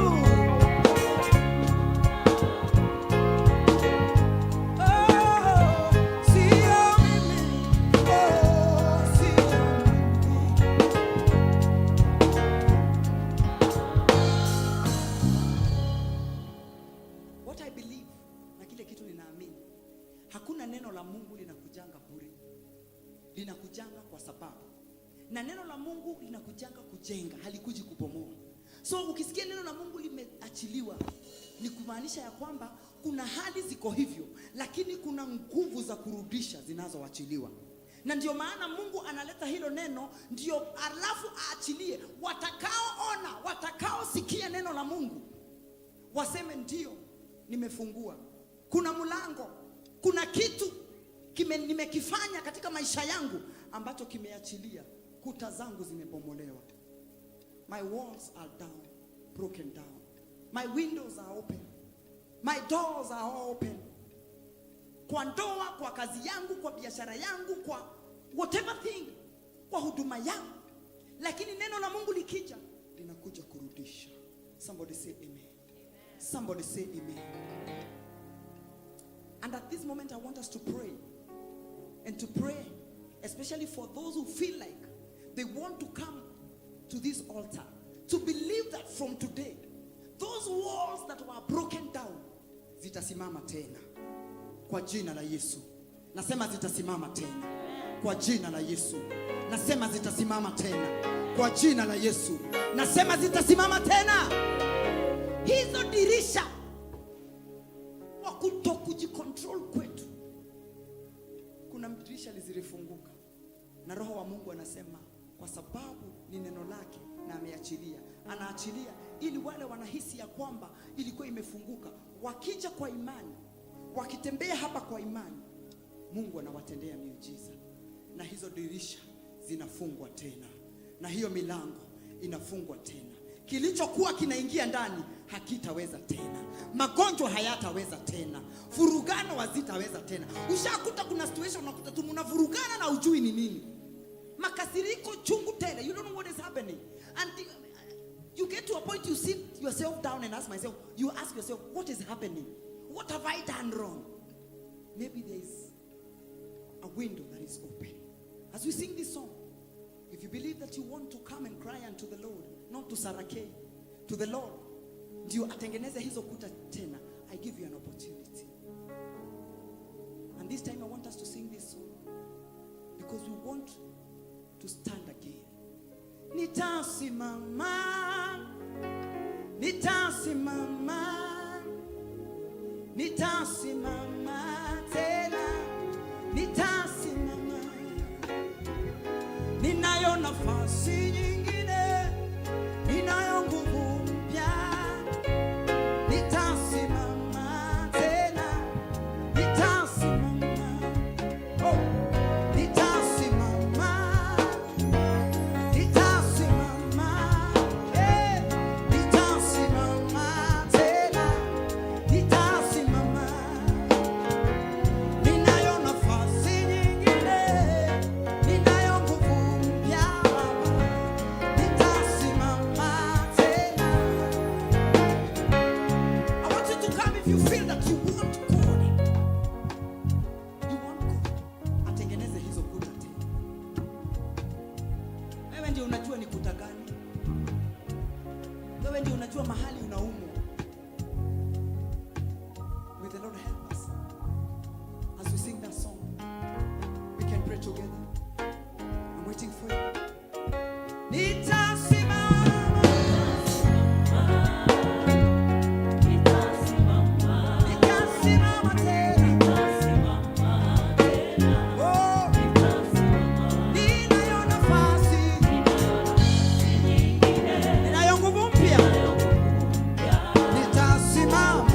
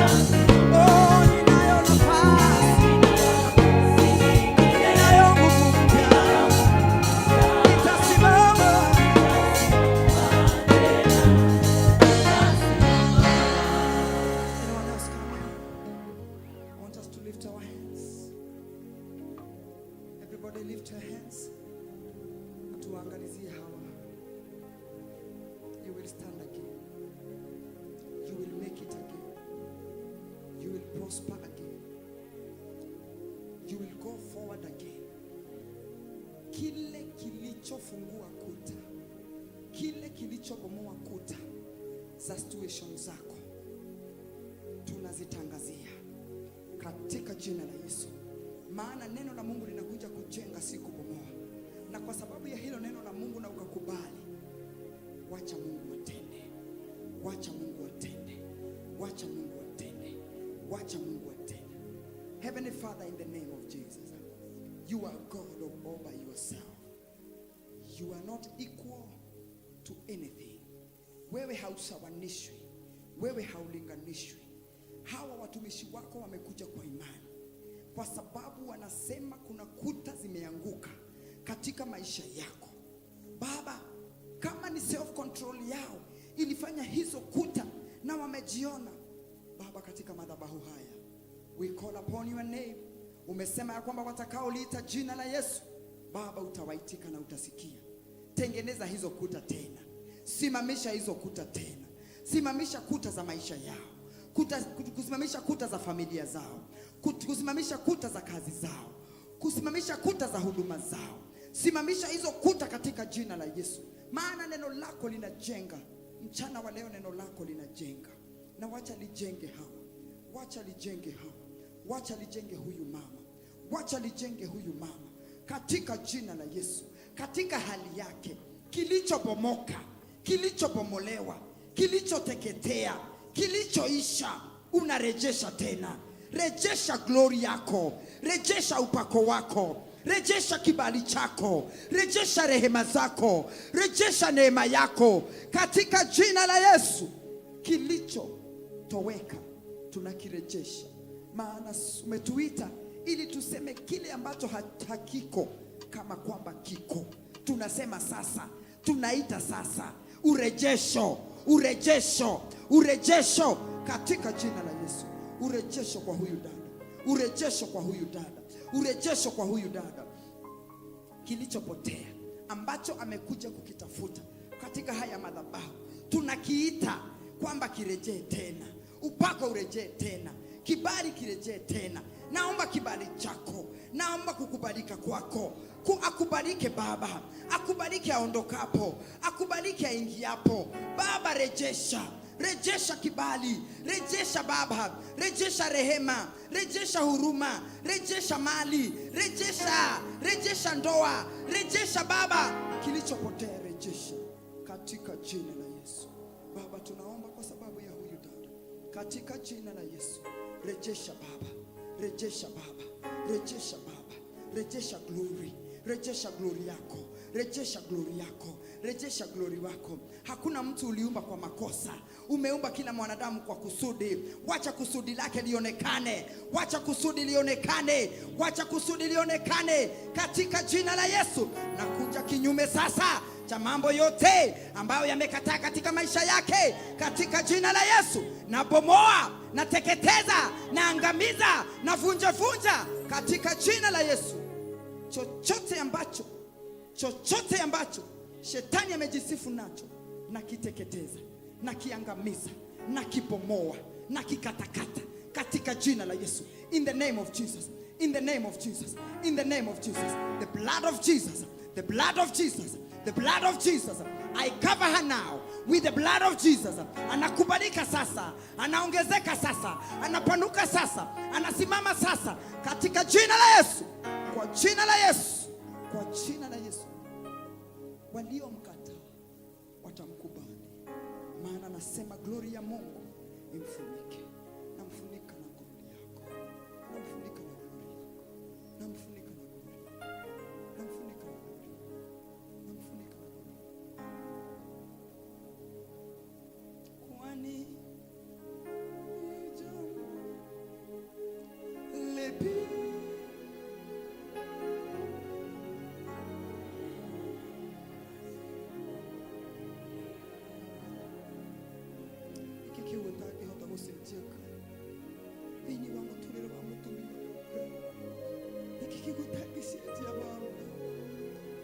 oshidagia na maundu manini na maundu manene.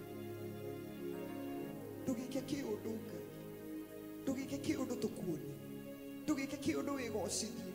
He mutumia uyu Ngai, na nigetha ritwa riaku rinene. Ndumwakire thingo kiria kimomorete thingo ciake, ndukimwakire Mwathani, ndukimwakire Jehova, ndukimwakire rĩngĩ Ngai. We utakiremagwo, we utakiri undu we hinya na gutiri undu kumaga na thutha gutakiri undu utoe wa mutumia uyu oi ndukiigwe tha mwathani wigocithie nake wigocithie nake tu baba wigocithie nake reke twamuone kugosha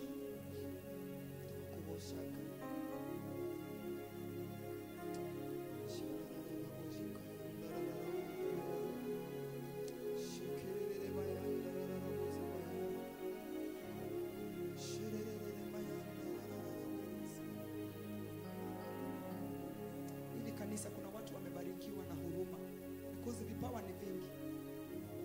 Kuna watu wamebarikiwa na huruma. Kama wewe unajua una kipawa cha huruma, naomba uinue huyu mama mbele za Mungu. Muinue kwa hizo huruma. Kuna watu, si wote, lakini kuna watu wamebarikiwa na kipawa cha huruma. Inueni huyu mama. Muinueni na huruma. Muinueni na huruma.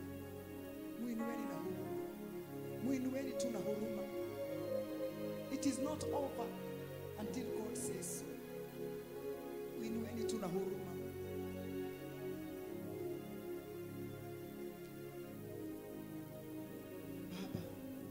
Wacha huyu mama siku moja aimbe wimbo wakini tazama wakuone wewe unifinya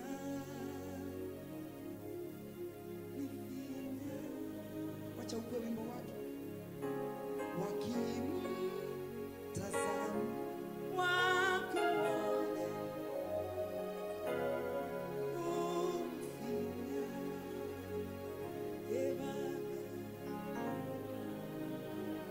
wakimtazama wakimtazama wakuone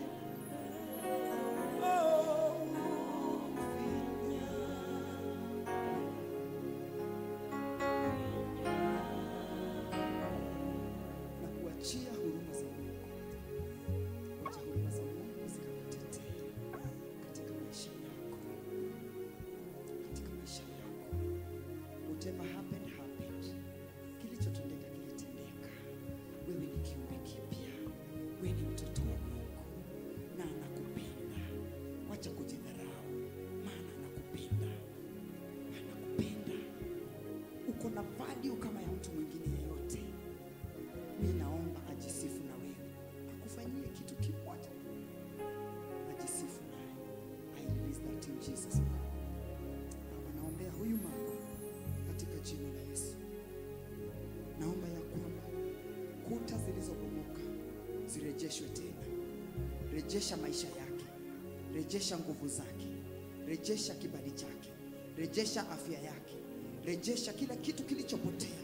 Baba, mrejeshe katika jina la Yesu, mrejeshe katika jina la Yesu. Tunaomba ya kwamba umtengenezee tena,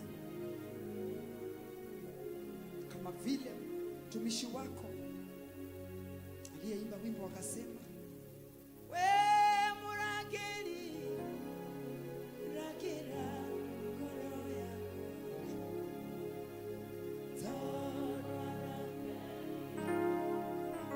maruta ya watu we mwaki wa nyumba takoya takere mwakire mwadhani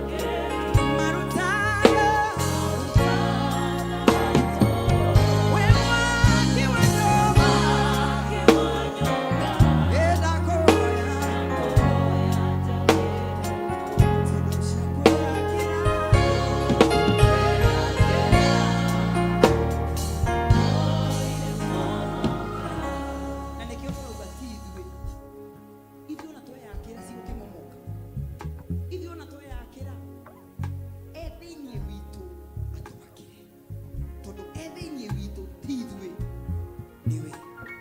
Akiwa ndani yetu ni yeye atafanya kazi. Mtu aseme haleluya. Mtu aseme haleluya. Hebu sema sio mimi, ni Yesu ndani yangu. Haleluya. Haleluya. Sio mimi, sio mimi, Yesu.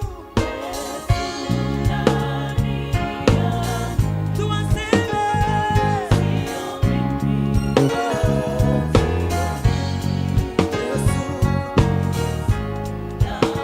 Hebu sema kama unamaanisha.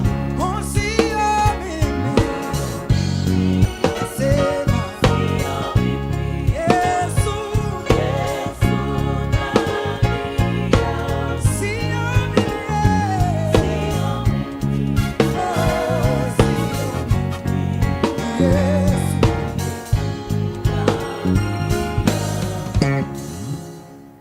Kuna mtu anataka kutawaliwa hapa. Maybe umekuwa ukijitawala na ndio maana unasikia kwamba kuta zako ziko wazi. Na njia moja na njia ya kwanza ya kutawaliwa ni kumwambia Yesu akuje katika maisha yako. Ni kumwiraka inene metone gwithondekera. Nimeshindwa na kujitengenezea. Nimeshindwa na kujitawala.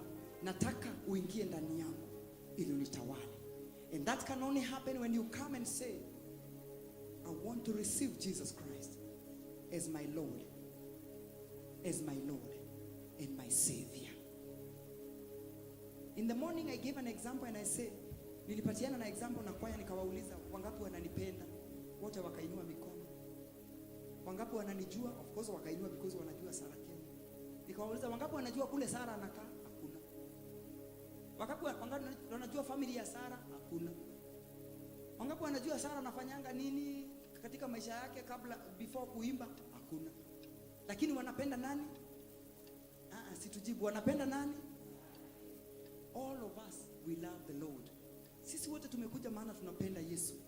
Leo na wakati wote na miaka yote umekuja kanisani unampenda Mungu.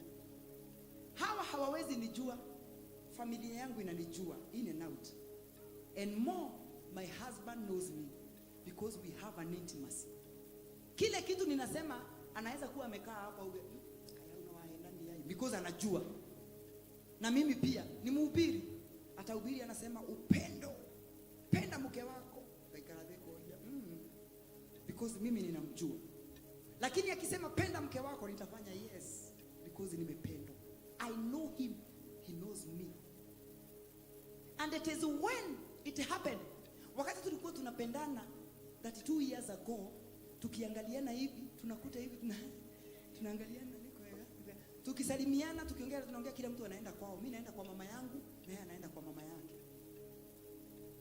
Until na tulikuwa tunapendana.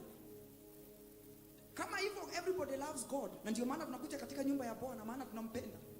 Until when tulikuja tukawalk. Mchungaji akaniuliza, Sarah, will you take this man to be your lawful wedded husband? Na mimi nikasema, yes I do. Naye akaulizwa, Samuel, will you take Sarah to be your lawful wedded husband? Naye akasema, I will do. That time relationship, intimacy ikaanza. Na hapo ndio mchungaji anakatuangalia, akasema tuangalie watu, akadeclare a husband and who? Si ati hatuko tunajuana, tuko tunajuana for a long time. Lakini hatukuwahi tangazwa hivyo. Tulikuwa tunajuana tukicheka, tukienda mission, tukienda wapi kila mtu anaenda kaihona kwao. Aliposema ametangaza husband and wife, hakuenda kwa mama yake, sikuenda kwa mama yangu. Until today tuko pamoja.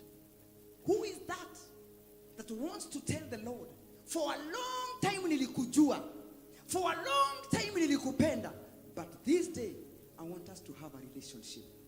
I want me to come here and say, Lord, yes I do. Jesus, yes I do. That is to get born again.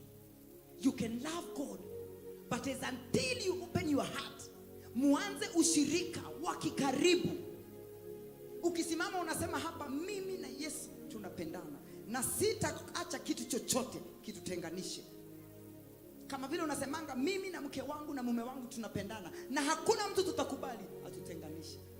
That is the person that I'm calling this afternoon. Uko hapo na unasema ya kwamba I want to begin this relationship. Nimekuwa muda mrefu nikiwa ninamjua, lakini sasa nataka tuanze ushirika. Tidero twemora oinayogo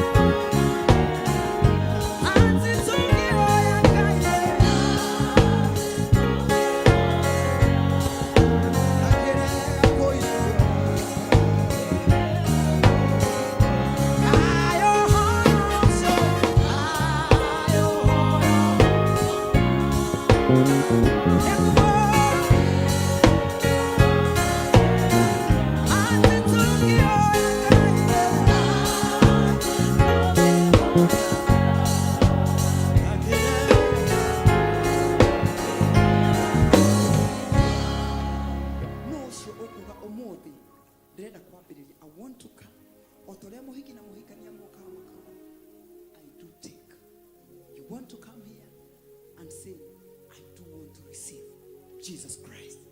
I want to start a relationship, an intimacy with Christ. Please come if you are there. Please come. It is your relationship. It is your life. Mimi nilichuzi yangu, mchungaji amechuzi yake, elders wamechuzi yao, wengine hapa wamechuzi yao. Kama hujachuzi, njoo.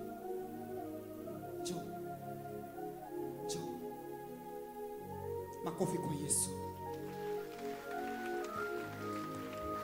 Makofi kwa Yesu.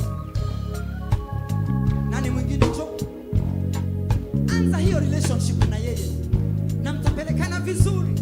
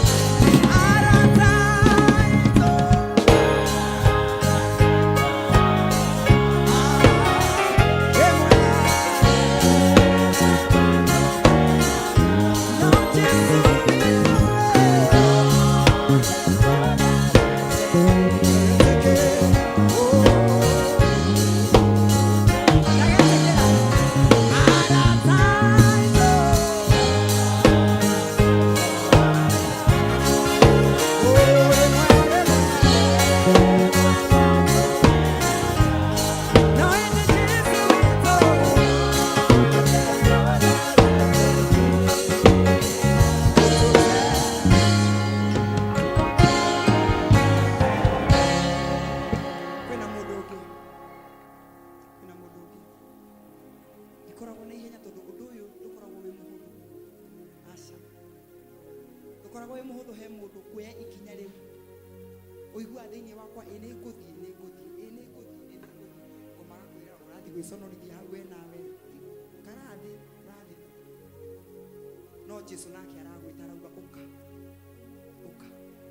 arauga uka inya mwinegi uka kwe Jesu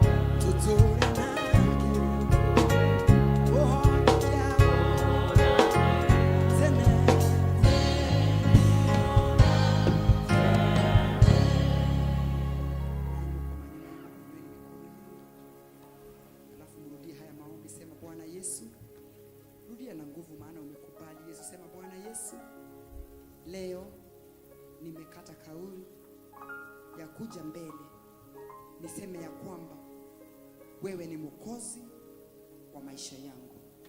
Asante kwa kunikubali. Mwambie asante kwa kunisamehe dhambi zangu. Asante, nitomateidie hii. Asante kwa kunisamehe dhambi zangu. Asante kwa kuniona. Asante kwa kukubali nichukue hatua ya imani. Na mimi nimekukubali. Mwambie Yesu, ingia ndani yangu. Tawala maisha yangu. Sema kutoka leo mimi na wewe ni marafiki. Nishike mkono uniongoze. Sema nakataa kazi zote za shetani. Na ninasema ingia moyoni mwangu nifanye kazi yako. Andika jina langu kwa kitabu cha uzima. Mimi ni wako milele na milele. Nimeokoka na nimeamini. Sema amen. Makofi kwao. Baba, katika jina la Yesu we pray for these two ladies and this gentleman before your presence that they have come to say yes to you, Lord. I cover them with the blood of Jesus Christ, and I pray that God, you will lead them and guide them. I come against every works of the devil that was working in their lives, any curses, any bad lucks, any evil doing that has happened in their lives. I cast it out in the mighty name of Jesus. I declare now they are blessed. I declare now they are curse-free. I declare now they shall go forward. They shall not stagnate in the name of Jesus. I declare they are blessed when they go out and when they come in. Heavenly Father, I pray for your spirit to come upon them, and so that he can lead them and guide them and control their lives from now. They shall do what you want them to do. They shall do your will and your purpose in the mighty name of Jesus. I declare no weapon formed against them will prosper in the mighty name of Jesus. They are now invisible from any evildoers. I cover them with the blood of Jesus.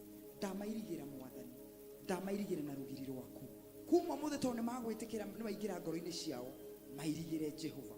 Kiria iriguritwo kiirigire riki thiini wa ritwa ria Jesu twamakunika na thakame yaku.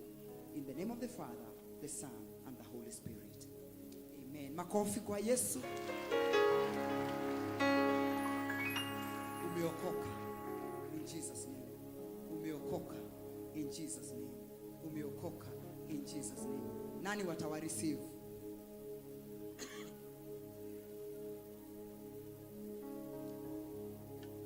Sorry.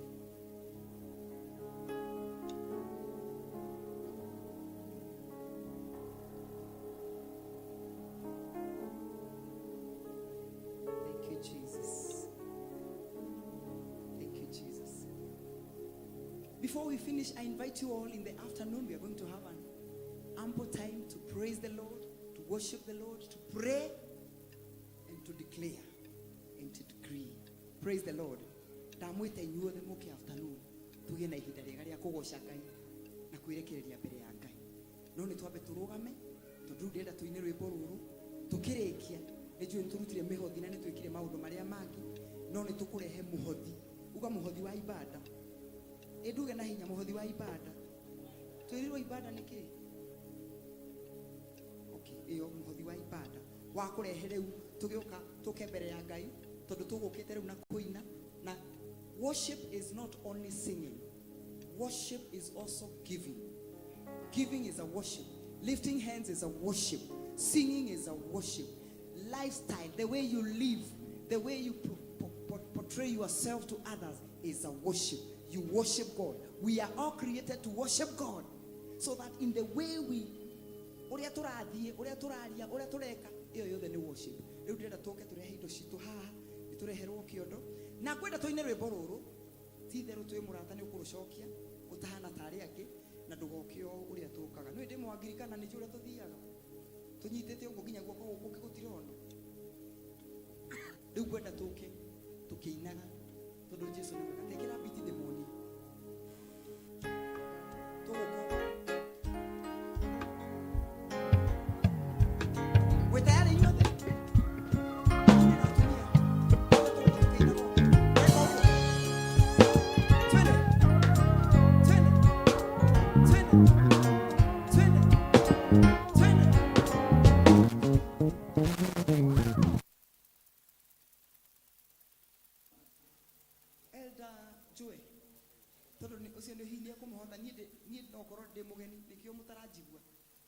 tutine jamani tutidansi uguo tutigethie hanini tuume hanini muno ndaika hanini kuo ni tudansi ni mwathani tugoka kurehe indo niguo tugoka kurehe indo cia mwathani haya ni tugerie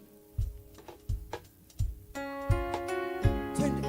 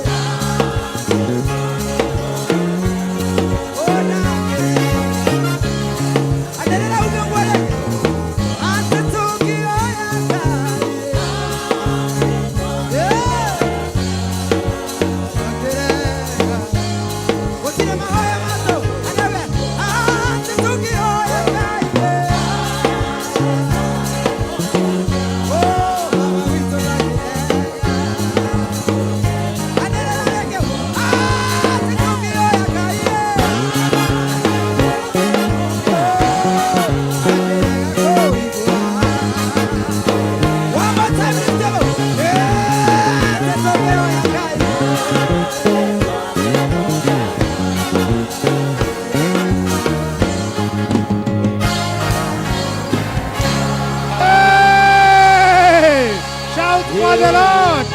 Have a clap, mighty clap for the Lord. Amen. Amen. Hey. Hey. Hey.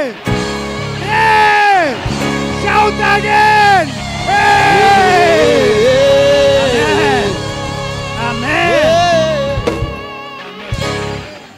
Kumbe no mulugame mathaa meri. Bwana asifiwe. Ginya wachuguna Bwana asifiwe. Kwena Ngai. Bwana asifiwe. Kuna Mungu. Bwana asifiwe. Nilikuwa naangalia wachuguna kama atakaa chini. Kule Ngai. Bwana asifiwe. Kuna Mungu. Tukae chini kidogo.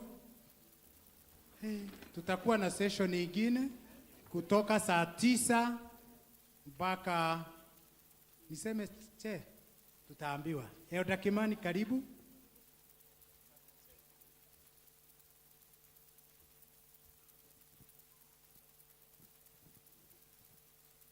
Praise the Lord. Mkoaje? Bwana asifiwe sana. Umesikia vizuri? I am Kimani Joseph na nimeokoka na Kristo ni Bwana. Tunamshukuru Mungu kwa sababu ya huu ubali ametuleta. Mambo mawili. Kama vile tulikuwa tumetagaza na service yetu inaelekea kuisha na sasa tunaingia mlo. Mans Guild chair karibia hapa. Mans Guild chair uko wapi? Karibia hapa, karibia hapa. nataka kusema hivi,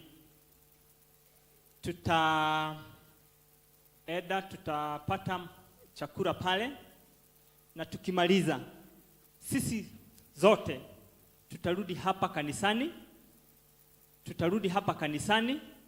na ili tuweze kumsifu Bwana. Na ili tuweze kumsifu Bwana.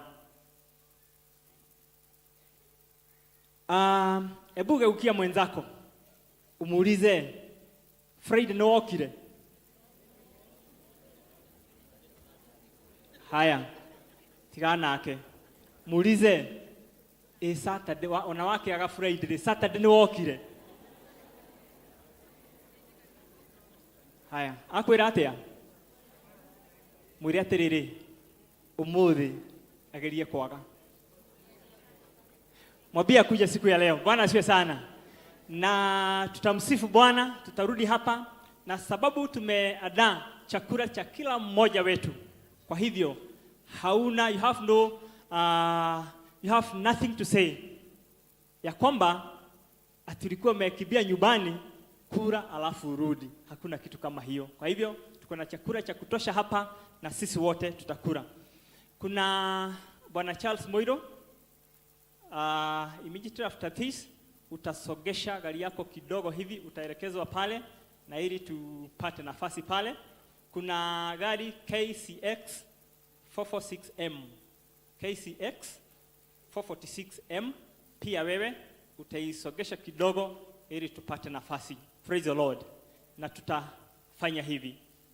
Watoto wetu wote wa church school watapata chakula chao kwa zile darasa za mabati, na watasaidiwa na wamama wafuatao kuwapatia chakula. Tuko na Use Kirago, Purity Washira, Elizabeth Wajiko, Elizabeth Waweru na Ann Joku. Kwa hivyo mtasaidia kupatia watoto wa church school chakula pale. Na sisi wote tuko na raini tatu. Hapa tu immediately after kanisa. Hiyo ni ya wazee. Tuko pamoja. Alafu katikati ya yale magari kuna laini ingine ya wamama na ingine ya wamama. Laini za wamama ni 2. Laini ya wazee ni 1. Tuko pamoja. The first one here ni ya wazee, katikati ya magari wamama, na hiyo ingine ladies. Ladies, ladies wako na laini 2. Kutoka hapo tuko na wageni wetu. Mahali tulikuwa tutarudi pale. Our elders tutakutana boardroom. Our spouses tutakutana boardroom, na I believe that mambo yameandaliwa vizuri. Praise the Lord. Hauna hega? No tari hado. Sisi sote tuko na nafasi na tuko na chakula cha kutosha. Kwa hivyo tukiombea chakula, tukipatiwa baraka na mchungaji wetu, Biblia ikipita hivi, tutapaga laini immediately so that we may not waste time. Nataka kumuuliza Chiaride aombee chakula. Tuhore irio orege ithe witu mwagana mutugi mwathani muthamaki, twathengerera gitini giaku gia thana kia utugi mwathani, tugikwira ni wega mwathani, o kuma riria tuingirire thiini wa nyumba yaku mwathani, ni utugunite mwathani muthamaki na kiugo giaku mwathani. Na riu Ngai ni tondu wa miri no mwathani muthamaki ihutaga Ngai, twina gia kuria na gia kunywa mwathani muthamaki uri muo mwathani, turakuhoya kirathime Ngai githondeketwo na moko ma andu mwathani, turathimire Ngai na nigetha tugicoka kuria mwathani, tuteithie miri no mwathani muthamaki watuheire Ngai. Baba ni tuwe mwathani muthamaki ni kuri mwathani matare na gia kuria mwathani, ona matare na gia kunywa mwathani. Ugiturathima Ngai ndukariganirwo nio mwathani, ni tondu ni tuwe kuria wathiaga Ngai, wathiaga ugikaga wega mwathani. Twanyiha hari we Ngai, na nigetha tugicoka kuma thiini wa gikaro giki Ngai, na tugicoka afternoon Ngai, no turi gucokeria ngatho Ngai. In the name of the Father, Son and the Holy Spirit. Tumpige makofi. Asante.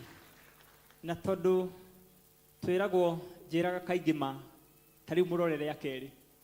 murorere akeri ucio murigainie umwire ndukage in the afternoon.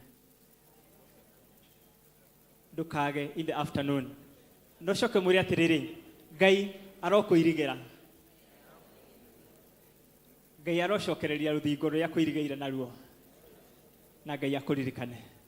God bless you. Thank you, Elder Kimani. To appreciate Elder Kimani, our chairman.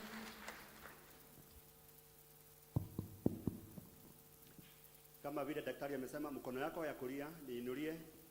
Bwana asifiwe. Tumebarikiwa. Watu wa juu tumebarikiwa. Hebu tusikie shangwe na vigelegele juu. Na wenye wengine wametoka, najua wako huko wakisurura warudi. Hakuna leo kwenda mahali. Shangwe na vigelegele juu tena. Hebu nisikie kama mko nyote wanalika wa youth. Wana youth ye? Wana youth ya? Ni mko wadogo. Hebu tusikie wana teens. Teens mumeenda wapi? Wana teens ye? Haya. Wana teens ya? Basi Sarakei saa hii ilikuwa ni kionjo. Saa hii ilikuwa ni kionjo. Sasa wacha tufanye kitu inaitwa worship yenyewe. Original inaingia saa 9. Original sasa yenyewe. Yenyewe sasa original. Saa hii unaona alikuwa na hubiri. Saa hii ni kuhubiri tu, kwa hivyo hakuna kitu.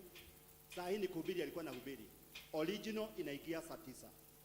Nikumtangazia kwamba watu wa Kayole, Bakasi, Umoja, Comoros, Dadora, Jiro, saa hii saa 8 tutasikizwa ama radio ya Aba TV na Aba Radio watakuwa live hapa kwetu, najua wanaingia. Kwa hivyo Kayole yote, Bakasi huko kote nimesema tutakuwa live. Kwa hivyo siku za mawede hapa ndiye tunafanya practical na theory, yote ni hapa. Yote hapa. Huko hata mwenye wananisikia mko huko, anzeni kukuja, tujae hapa, tumejiandaa kabisa. Mungu na mbariki sana. Asanteni sana, tusiende. Baraka zetu kama vile Wajogona aliponwa. Akapona, leo wengine watafanyiwa miujiza kwa sababu ya uibaji. Ngai amrathime na mwike wega, nitusokei turathimo ni Ngai. Over to you. Coffee. Studio. Praise and worship. Tafadhali mnaombwa nyinyi ndio mtaanza. Kwa hivyo mtaona Elder Kimani atamuelekeza. Nyinyi ndio mtaanza kwa chakula, ndio mtaanza hapa. Kwa hivyo tunawaomba tafadhali, tukimaliza tukue the first, Elder Kimani atawaongoza. Studio.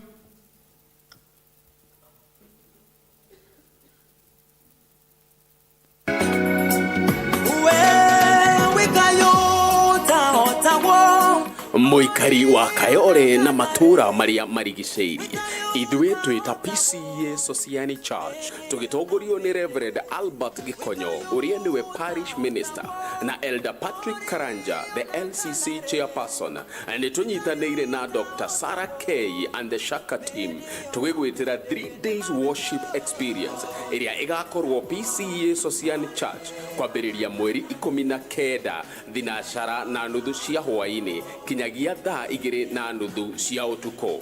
Mweri 20 twambĩrĩrie thaa 10 cia hwaĩ-inĩ kinyagia thaa 2:30 ũtukũ. Nayo grand finale na nĩguo mũthenya wa mũico ĩgakorwo Sunday mweri 21 kwambĩrĩria thaa 2:30 cia kĩroko tũrekererie thinacara cia hwaĩ-inĩ. Ukai inyuothe tũthathaiye na tũhoe twĩ hamwe. Karibuni sana.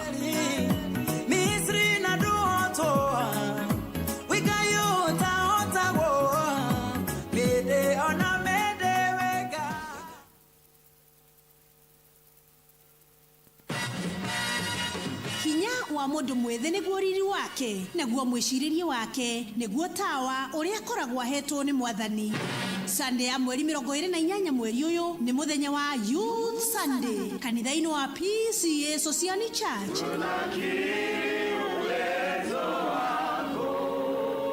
Wewe watu njitagwo Wambugu na hunjagia honokete na ngenda Ngai. Pastor James Wambugu urutani wake ugakorwo wa uria injirie hunjagio o akirongoragiria mundu mwithi. Timotheo wa kerinya kamweri ka 2 ni ngugwatha ndi mbere ya Ngai na Kristo uria ugatwira andu aria me muoyo na aria makuite na tondu ni aroka gwathana muthamaki.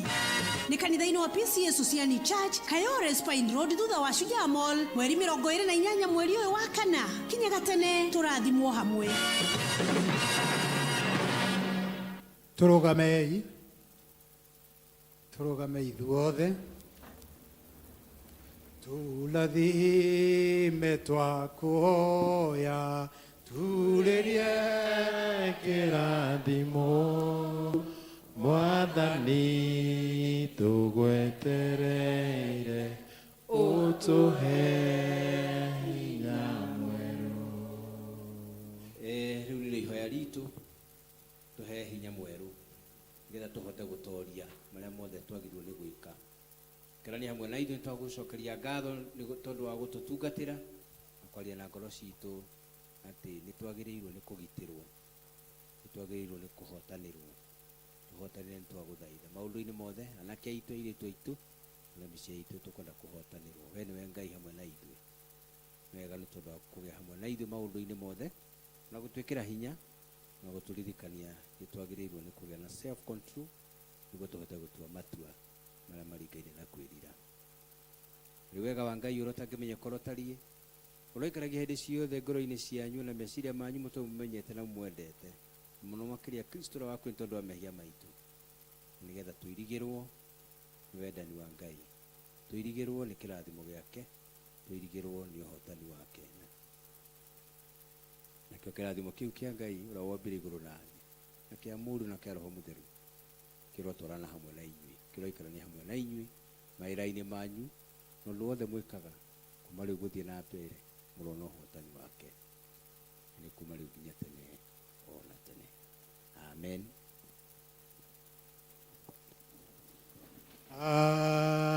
Amen.